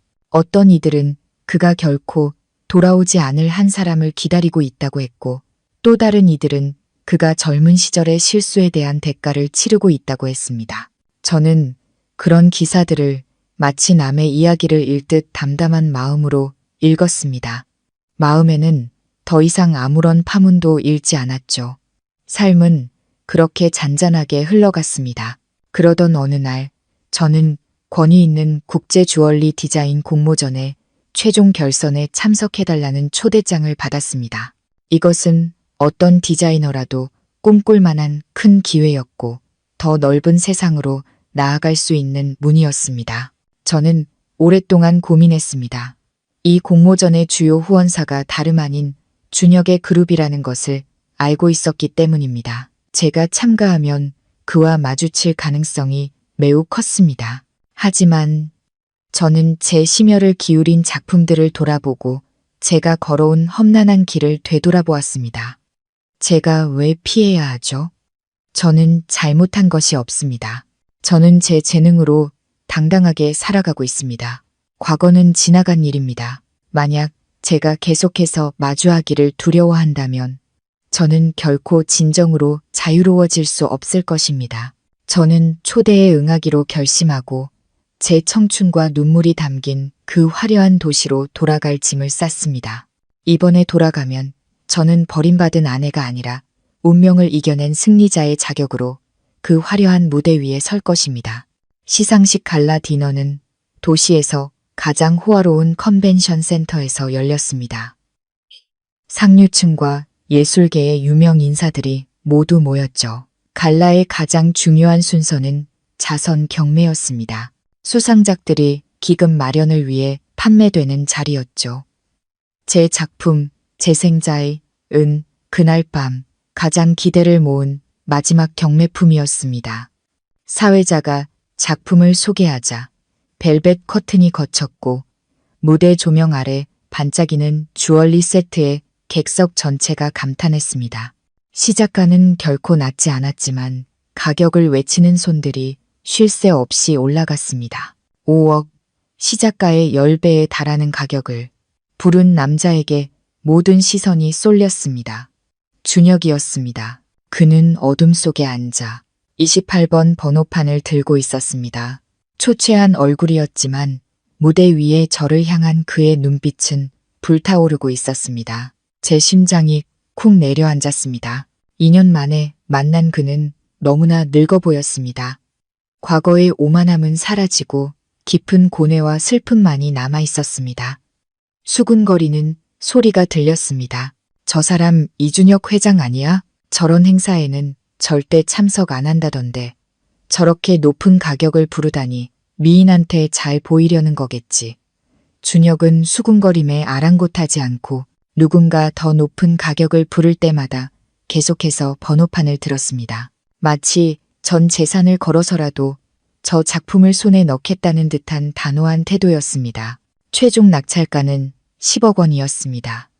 공모전 역사상 전례 없는 기록적인 금액이었죠. 경매사의 망치 소리가 울려 퍼졌습니다. 낙찰 28번 좌석의 신사분께 축하드립니다. 객석에서 우레와 같은 박수 소리가 터져 나왔습니다. 축하 음악이 울려 퍼지는 가운데 저는 준혁이 천천히 일어나 정장 옷깃을 바로잡고 무대를 향해 걸어오는 것을 보았습니다. 주최 측 규정에 따라 경매에 성공한 작품의 작가는 무대 위에서 직접 낙찰자에게 작품을 전달해야 했습니다. 저는 깊은 숨을 들이쉬어 요동치는 심장을 진정시키려 애썼습니다. 그리고 천천히 일어나 눈부신 무대 조명 아래로 걸어 나갔습니다. 준혁은 이미 그곳에서 저를 기다리고 있었습니다. 우리 사이의 거리는 불과 몇 걸음이었지만 마치 한평생처럼 멀게 느껴졌습니다. 스포트라이트 아래에서 저는 그의 눈가의 주름 하나하나와 오른손 등에 희미하게 남은 길고 붉은 흉터, 자국까지 똑똑히 볼 수 있었습니다. 운명의 그날 남은 흔적이었죠. 그는 마치 제 모습을 마음속에 새기려는 듯 탐욕스러운 눈으로 저를 바라보았습니다. 입술이 무언가 말하려는 듯 움직였지만 이내 멈췄습니다. 저는 비즈니스적인 미소를 지었습니다. 완벽하고 거리감 있는 어떤 사업 파트너에게나 짓는 그런 미소였죠. 저는 진행 요원에게서 주얼리 상자를 받아 두 손으로 공손히 그에게 건넸습니다. 축하드립니다. 이준혁 회장님, 저희 자선기금에 아낌없이 후원해 주셔서 감사합니다. 이 주얼리가 주인에게 행운을 가져다 주기를 바랍니다. 제 목소리는 평온하고 예의 발랐으며 어떤 개인적인 감정도 묻어있지 않았습니다.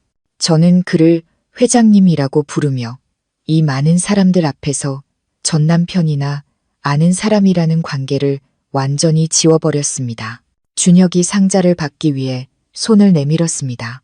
그의 손가락이 제 손에 가볍게 닿았습니다. 그의 손은 얼음장처럼 차갑고 떨리고 있었습니다. 따뜻하고 단단한 제 손과는 완전히 대조적이었죠. 짧은 접촉은 잠자던 기억을 깨우는 전류 같았지만 저는 재빨리 손을 빼 그 보이지 않는 연결을 끊었습니다. 준혁이 제 눈을 바라보았습니다. 그의 눈에 가득한 고통과 후회는 제 마음을 조금 아프게 했지만 이성이 모든 약한 마음을 막아섰습니다. 은혜 씨. 그가 제 이름을 작게 불렀습니다. 관객들의 우레와 같은 박수 소리 속에서 우리 둘만 들을 수 있을 정도로 작은 소리였습니다. 정말 아름다워요. 축하해요. 저는 감사 인사를 대신해 가볍게 고개를 끄덕이고 무대 아래로 내려가기 위해 몸을 돌렸습니다. 하지만 제가 돌아서는 순간 준혁이 갑자기 반걸음 다가와 제게 몸을 기울이며 빠르고 다급하게 속삭였습니다. 마치 지금 말하지 않으면 다시는 기회가 없을 것처럼 당신이 잘 지내면 됐어요. 그리고 미안합니다. 그 말은 우리 둘 사이에 고요한 공간에 무겁게 내려앉았습니다. 저는 잠시 멈칫했습니다. 콧등이 시큰거렸죠. 아직 사랑해서가 아니라 그의 말에서 느껴지는 체념 때문이었습니다. 그는 제가 더 이상 자신에게 속하지 않는다는 사실을 받아들인 것입니다. 그리고 이 사과는 비록 늦었지만 우리 둘 모두에게 해방이었습니다. 저는 뒤돌아보지도 대답하지도 않고 무대 뒤편을 향해 계속 걸어갔습니다. 돈과 명예에 화려하지만 차가운 빛 속에 고독하게 서 있는 한 남자를 뒤로 한 채 화려했던 시상식 밤이 끝나고 저는 상금과 경매 수익금을 챙겨 가난한 국경지대의 산골 마을로 향했습니다. 저는 이 돈으로 아이들을 위한 낡은 분교를 다시 짓고 싶었습니다. 하지만 마음 깊은 곳에서는 도망치고 있었습니다. 준혁의 깊고 후회 어린 눈빛으로부터 그리고 제 마음속에서 희미하게 피어오르던 흔들림으로부터 도망치고 있었습니다. 제가 도착한 곳은 아름답지만 슬픈 땅이었습니다. 뾰족한 회색 석회암 산들이 하늘을 찌를 듯 솟아 있었고 좁은 길들은 낭떠러지 옆에 아슬아슬하게 걸려 있었습니다. 저는 분교 선생님 댁에 머물며 매일 아이들과 함께 개울을 건너 학교에 갔습니다. 서리에 갈라진 아이들의 맨발을 보며 마음이 아팠습니다. 이곳의 혹독한 결핍은 제 개인적인 사랑의 아픔이 인간의 생존 투쟁 앞에서 얼마나 작은 것인지를 깨닫게 해주었습니다. 하지만 재앙은 무더운 여름날 오후에 닥쳐왔습니다. 제가 선생님들과 함께 학교 운동장에서 소박한 점심을 나누고 있을 때 갑자기 땅이 격렬하게 흔들렸습니다. 땅속에서부터 우르르 하는 굉음이 울려 퍼졌습니다. 마치 수천 년간 갇혀있던 거대한 괴수가 깨어나는 소리 같았죠. 산사태다 피해 정신을 차릴 틈도 없이 산 위에서 흙과 바위가 굉음을 내며 굴러 내려오기 시작했습니다. 흙먼지가 해를 가릴 정도로 자욱했고 흙벽으로 지어진 집들은 장난감처럼 무너져 내렸습니다. 저는 교실로 달려가 공포에 질려 울고 있는 두 아이를 끌어안고 제 몸으로 아이들을 보호하며 교탁 아래로 몸을 숨겼습니다. 순식간에 교실 천장이 무너져 내렸고 어둠이 모든 것을 삼켰습니다. 저는 단 한 가지만 생각할 수 있었습니다. 이 먼 곳에서 내가 이곳에 묻혔다는 사실을 아는 사람이 있을까? 같은 시각 해외의 한 고급 회의실에서 준혁은 외국 파트너와의 수십억 달러 규모 계약서에 서명하려던 참이었습니다. 갑자기 비서의 휴대폰이 요란하게 울리며 엄격한 정숙 규칙을 깼습니다. 비서는 전화를 받고 얼굴이 하얗게 질리더니 떨리는 목소리로 준혁의 귓가에 속삭였습니다. 회장님, 국내에서 안 좋은 소식입니다. 박은혜 님께서 봉사활동 중인 산골 마을에서 강력한 산사태가 발생했습니다. 진앙지가 바로 그분이 계신 마을이고 현재 통신이 완전히 두절된 상태입니다. 준혁의 손에 들려있던 펜이 번쩍이는 나무 테이블 위로 탁 소리를 내며 떨어졌습니다. 그는 벌떡 일어섰고 핏기 하나 없이 창백해진 얼굴과 공포에 질린 눈으로 허공을 응시했습니다. 그는 중요한 서류 뭉치를 옆으로 밀쳐내며 갈라진 목소리로 말했습니다. 회의 취소해. 당장 한국 가는 비행기 표 알아봐. 가장 빠른 걸로 얼마가 들든 상관없어. 파트너는 당황했고 직원들은 혼란에 빠졌지만 준혁은 더 이상 신경 쓰지 않았습니다. 돈, 명예, 수십억 달러짜리 계약, 이 모든 것이 이제 그 여자의 생명 앞에서는 무의미했습니다. 진앙지로 들어가는 유일한 길은 산사태로 심각하게 파손되었습니다. 거대한 바위들이 길을 막아 구조 차량의 접근이 불가능했습니다. 비가 쏟아지기 시작했고 붉은 흙길은 미끄러운 진흙강으로 변했습니다. 준혁은 고급 세단에서 내렸습니다. 그는 값비싼 재킷을 차에 던져두고 셔츠 소매를 걷어 올렸습니다. 오른팔에 여전히 남아있는 길고 붉은 흉터가 드러났습니다. 회장님, 위험합니다. 아직도 낙석이 계속되고 있습니다. 걸어서 들어가시는 건 무리입니다. 비서가 다급하게 말렸지만 준혁은 아무것도 듣지 못하는 것 같았습니다. 그는 돌아섰고 그의 눈은 무서울 정도로 결연한 불꽃으로 타오르고 있었습니다. 그녀가 저 안에 있어. 내가 들어가지 않으면 평생 후회할 거야. 자네는 여기서 구조팀과 협력해. 내가 먼저 가지. 말을 마친 그는 빗속으로 뛰어들어 10km가 넘는 험준한 산길을 걷기 시작했습니다.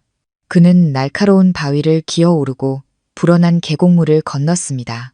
온몸은 진흙투성이가 되었고 가시덤불에 살이 찢겨 피와 빗물이 뒤섞여 흘렀지만 그의 발걸음은 조금도 느려지지 않았습니다. 그의 머릿속에는 오직 은혜의 모습, 그녀의 슬픈 미소, 떠나던 그녀의 고독한 뒷모습만이 떠올랐습니다. 그는 미친 사람처럼 중얼거렸습니다. 은혜야, 기다려. 제발 기다려줘. 아무 일도 없어야 해. 준혁이 분교에 도착했을 때 눈앞의 광경에 그는 무릎을 꿇고 말았습니다. 사진으로 보았던 작고 예쁜 학교는 이제 황량한 잔의 더미일 뿐이었습니다. 마을 사람들의 통곡 소리와 가족을 부르는 애절한 외침이 산속에 울려 퍼졌습니다. 준혁은 잔의 더미로 뛰어들어 맨손으로 벽돌과 부러진 나무 조각들을 파헤치기 시작했습니다. 은혜야, 어디 있어? 그는 목이 쉴 때까지 소리쳤고 눈물은 흙투성이 얼굴 위로 빗물과 함께 흘러내렸습니다. 10손가락 끝에서 피가 났고 손톱은 부러졌지만 그는 아무런 고통도 느끼지 못했습니다. 그는 단지 절망 속에서 파고 또 팠습니다. 마치 1초라도 멈추면 그녀를 영원히 잃을 것 같았기 때문입니다. 평소에 깔끔하고 오만한 총수의 모습은 온데간데 없었고 자연의 무자비한 힘 앞에 무력해진 한 절망적인 남자만이 자신의 삶의 이유를 되찾기 위해 발버둥치고 있었습니다. 주변 사람들은 그를 안타깝게 쳐다봤습니다. 그가 누구인지는 몰랐지만 잔해 더미 속에서 미친 듯이 아내를 찾는 도시 남자라는 것만 알 수 있었습니다. 한 노파가 다가와 그의 어깨에 손을 얹었습니다. 젊은이, 이 구역은 구조대가 이미 다 수색했소. 깊이 묻힌 사람은 없다고 하더이다. 다친 사람들은 저 아래 계곡에 있는 임시 진료소로 다 옮겼으니 거기로 가서 찾아보시오. 노파의 말은 익사 직전에 사람에게 던져진 구명 튜브 같았습니다. 준혁은 고개를 들었고 붉게 충혈된 눈에 희미한 희망의 빛이 번뜩였습니다. 그는 비틀거리며 일어섰습니다. 기진맥진하여 다리가 후들거렸지만 잿빛 오후 바람에 펄럭이는 붉은 십자가 깃발이 있는 계곡을 향해 필사적으로 달려갔습니다. 임시 진료소는 푸른 방수포로 급하게 지어졌습니다. 안은 부상자들로 가득했고 소독약과 피, 진흙 냄새가 뒤섞여 숨 막히는 비극의 공기를 자아냈습니다.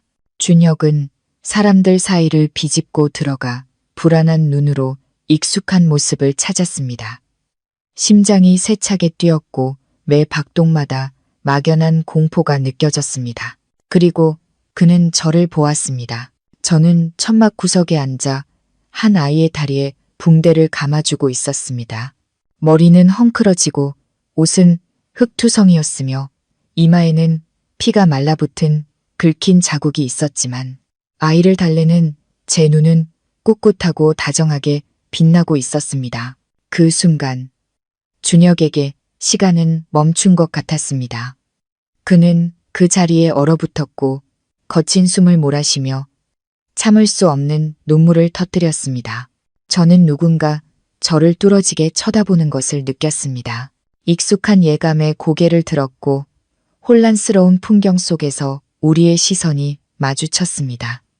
저는 깜짝 놀랐습니다. 손에 들고 있던 붕대가 바닥으로 떨어졌습니다. 제 앞에는 준혁이 서 있었지만 화려하고 세련된 이준혁 회장이 아니라 찢어지고 너덜너덜한 피투성이 손을 무력하게 늘어뜨린 한 남자였습니다. 준혁이 달려왔습니다. 그는 저를 끌어안고 싶었고 그리움과 공포를 풀기 위해 저를 꽉 조이고 싶었습니다.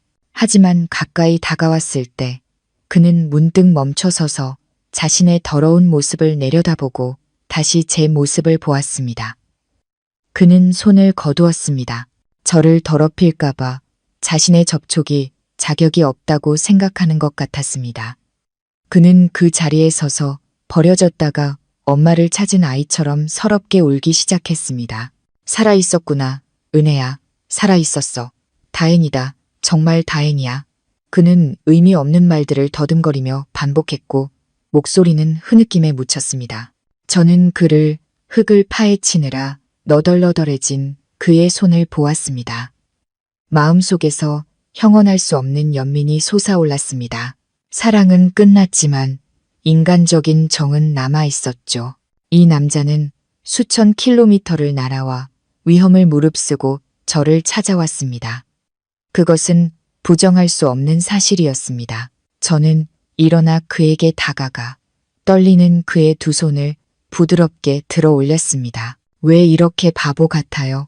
길이 다 무너졌는데 여길 왜 들어와서 이 꼴이 됐어요? 제 목소리는 부드러웠습니다. 과거의 날카로움 대신 평온함과 약간의 동정심이 묻어 있었습니다. 준혁은 저를 보았습니다. 그의 눈에는 끝없는 후회와 감사가 담겨 있었습니다. 당신이 여기 있으니까 당신에게 무슨 일이라도 생기면 내 삶은 더 이상 의미가 없어. 저는 한숨을 쉬며 젖은 수건으로 그의 얼굴에 묻은 흙을 닦아주었습니다. 그 행동에 준혁은 눈을 감고 저에게서 오는 희미한 온기를 느꼈습니다. 전 괜찮아요. 그냥 가볍게 긁힌 상처뿐이에요. 앉아요. 손에 난 상처 소독해 줄게요. 지금 감염되면 큰일 나요. 저는 그를 낮은 플라스틱 의자에 앉히고 그의 손에 난 상처를 조심스럽게 처리했습니다. 폐허 속에서, 상실의 고통 속에서 이 짧고 평화로운 순간은 우리 비극적인 이야기의 슬픈 쉼표 같았습니다. 그날 밤 비는 완전히 그쳤고 폭풍우가 지나간 하늘은 별들로 가득 찼지만 산속의 차가운 공기는 살을 내는 듯했습니다. 마을로 돌아가는 길이 여전히 막혀 있었기 때문에 우리는 임시 진료소에서 밤을 보내야 했습니다. 준혁은 난방을 위해 피운 모닥불 옆에 앉아 있었습니다. 주위에는 지친 마을 사람들이 잠들어 있었습니다. 타오르는 불빛이 준혁의 깊은 생각에 잠긴 얼굴과 붕대로 감긴 그의 손을 비췄습니다. 은혜 씨, 준혁이 오랜 침묵을 깨고 입을 열었습니다. 그의 목소리는 그 어느 때보다 차분하고 진실하게 들렸습니다. 오래전부터 당신에게 하고 싶었지만 기회가 없었던 말이 있어요. 그 USB 말이에요. 저는 살짝 놀라 그를 쳐다보았습니다. 탈세 증거가 담긴 USB. 제가 그에게 복수하고 그의 커리어를 망치기 위해 남긴 독이 든 선물. 저는 그가 그것 때문에 저를 원망할 것이라고 생각했습니다. 하지만 아니었습니다. 준혁은 가볍고 씁쓸한 미소를 지었습니다. 그거 알아요? 소환장을 받고 회사가 조사를 받게 됐을 때 내 인생은 끝났다고 생각했어요. 당신을 미워했죠. 어떻게 그렇게까지 잔인할 수 있는지. 하지만 조사 과정에서 당신이 제공한 상세한 자료 덕분에 거대한 내부 부패 조직이 드러났어요. 그는 마른 나뭇가지를 불 속에 던졌습니다. 불티가 하늘로 솟구쳤습니다. 알고 보니 이 사회에 있던 제 삼촌, 숙부뻘 되는 분들이랑 연하까지 그들이 짜고 오랫동안 회사 돈을 빼돌리고 있었던 걸 난 전혀 몰랐어요. 난 헛된 명예에 취해 있었고 아첨하는 자들을 맹목적으로 믿다가 뒤통수를 맞은 거죠. 만약 당신의 그 강력한 일격이 없었다면 난 아직도 어리석음 속에서 헤매고 있었을 테고 그 그룹은 그들 손에 완전히 무너졌을 거예요. 준혁은 깊은 감사의 눈빛으로 저를 바라보았습니다. 그 숙청 이후 난 벌금을 내고 깨끗해진 조직과 함께 처음부터 다시 시작했어요. 그리고 이상하게도 회사는 이전보다 더 견고하게 성장했죠. 은혜 씨, 당신은 나를 파멸시키려 했지만 의도치 않게 내 커리어와 나 자신을 그 어두운 수렁에서 구해준 거예요. 저는 그의 말을 조용히 들었습니다. 마음속에 복잡한 감정이 일었습니다. 세상의 인과응보란 참으로 이상했습니다. 저는 상처를 입히려는 의도로 칼을 던졌지만 그것은 악성 종양을 제거하는 수술용 칼이 되었습니다. 저는 춤추는 불꽃을 보며 작게 비웃었습니다.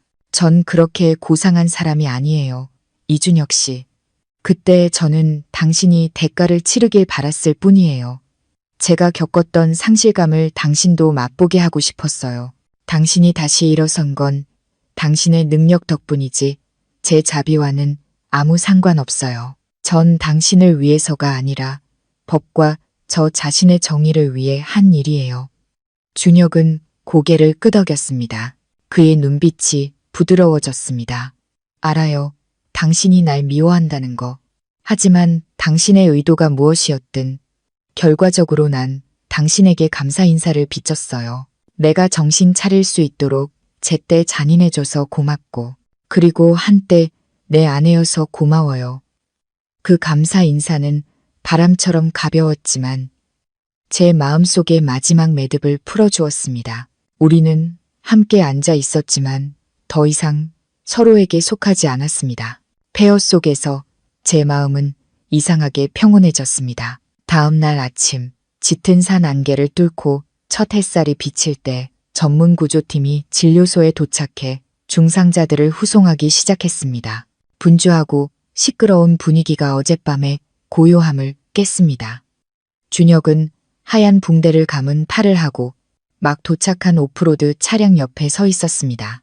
그의 눈빛은 기대감과 동시에 망설임으로 가득 차 있었습니다. 마치 어젯밤의 짧은 평화가 꿈이었을까 봐 두려워하는 듯했죠. 그는 잠시 머뭇거리다 입을 열었습니다.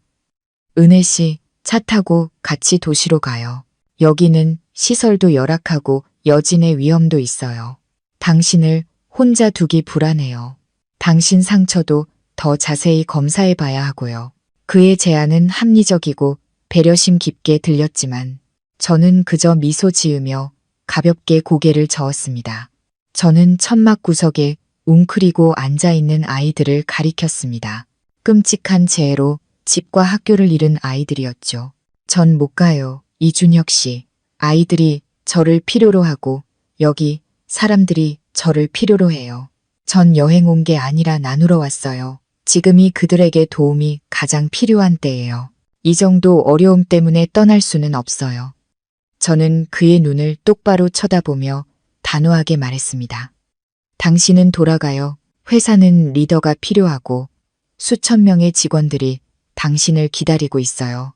개인적인 감정 때문에 리더의 책임을 져버리지 마세요. 준혁은 고개를 숙였습니다. 그는 제 결정을 바꿀 수 없다는 것을 알았습니다. 그는 한숨을 쉬었고 멀쩡한 손으로 무의식적으로 옷자락을 꽉 쥐었습니다. 그럼 우리 관계는 그러니까 여기서 일이 끝나면 우리 혹시 그는 말을 끝맺지 못했습니다. 감히 다시 시작하자는 두 단어를 꺼내지 못했지만 그의 눈빛은 그 갈망을 모두 말해주고 있었습니다. 저는 멀리 있는 산들을 바라보았습니다. 마음은 잔물결 하나 없는 호수처럼 평온했습니다. 이준혁 씨, 어젯밤의 일, 당신의 감사와 후회 모두 받아들일게요. 당신을 용서해요. 과거를, 당신이 줬던 상처들을 모두 용서해요. 하지만 용서가 다시 시작한다는 의미는 아니에요. 깨진 거울은 아무리 잘 붙여도 금이 남아서 비춰보면 일그러져 보일 뿐이에요. 저는 그를 돌아보며 원망이 아닌 폭풍우를 지나온 사람의 너그러운 눈빛으로 말했습니다. 내가 당신을 용서하는 건 나 자신을 해방시키기 위해서예요. 마음속에 증오라는 돌덩이를 더 이상 짊어지고 싶지 않아서. 그리고 우리는 인연이 다했어요. 당신은 당신의 삶을 잘 살아요. 훌륭한 회장님이 되세요. 그리고 저는 제 길을 갈 거예요. 이 두 길은 다시는 교차하지 않는 게 최선이에요. 준혁은 멍하니 서 있었습니다. 그의 눈에 깊은 슬픔이 차올랐습니다. 그는 제 용서가 가장 잔인한 작별 인사라는 것을 깨달았습니다. 그것은 원망이라는 연결고리마저 끊어버렸으니까요. 그는 고개를 끄덕이고 한숨을 참으며 차에 올랐습니다. 차는 흙먼지를 남기며 떠났습니다. 재난 이후 저는 3개월 더 산골에 남아 학교 재건을 돕고 도시로 돌아왔습니다. 제 삶은 스케치와 왁스 모델, 그리고 작업실의 기계 소리와 함께 평온한 궤도로 돌아왔습니다. 저는 더 이상 준혁의 그룹 소식이나 그의 삶에 대해 관심을 두지 않았습니다. 하지만 이상한 일이 일어나기 시작했습니다. 매년 제 생일이면 어김없이 배달원이 초인종을 눌러 제가 가장 좋아하는 꽃인 보라색 붓꽃 한 다발을 건네주었습니다. 희망과 조용한 메시지를 상징하는 꽃이었죠. 축하 카드도 보낸 사람의 이름도 없었습니다. 그저 낡은 신문지에 정성스럽게 포장되어 소박한 삼백끈으로 묶여있을 뿐이었습니다. 정확히 제가 좋아하는 스타일이었죠. 처음 꽃을 받았을 때 저는 멈칫했습니다. 돌아가신 양아버지를 제외하고 제가 이 슬픈 아름다움을 가진 꽃에 매료되었다는 것을 아는 사람은 세상에 단 한 명뿐이었습니다. 바로 준혁이었죠. 그는 예전에 제가 드물게 술에 취했을 때 그것에 대해 이야기하는 것을 들은 적이 있었습니다. 그때는 그가 신경 쓰지 않는다고 생각했는데 말이죠. 꽃다발을 손에 들고 저는 문 앞에서 한참을 망설였습니다. 버리자니 너무 야박하고 꽃병의 꽃잔이 그의 마음을 받아들이는 것 같았습니다. 결국 저는 햇살이 비치는 거실, 구석의 나무 테이블 위에 그 꽃다발을 올려두기로 했습니다. 저는 물에 꽂지도 돌보지도 않았습니다. 보라색 꽃송이들이 시간의 법칙에 따라 스스로 피고 지고 마르도록 내버려 두었습니다. 매일 저는 꽃잎이 시들고 보라색이 바래고 마침내 갈색으로 변해가는 것을 보았습니다. 그것은 지금의 저에 대한 그의 감정 같았습니다. 존재하고 노력하지만 양쪽에 가꾸는 노력이 없으면 결국 고독 속에서 시들어갈 뿐이었습니다. 준혁은 많이 변했습니다. 그는 더 이상 오만한 남자가 아니었습니다.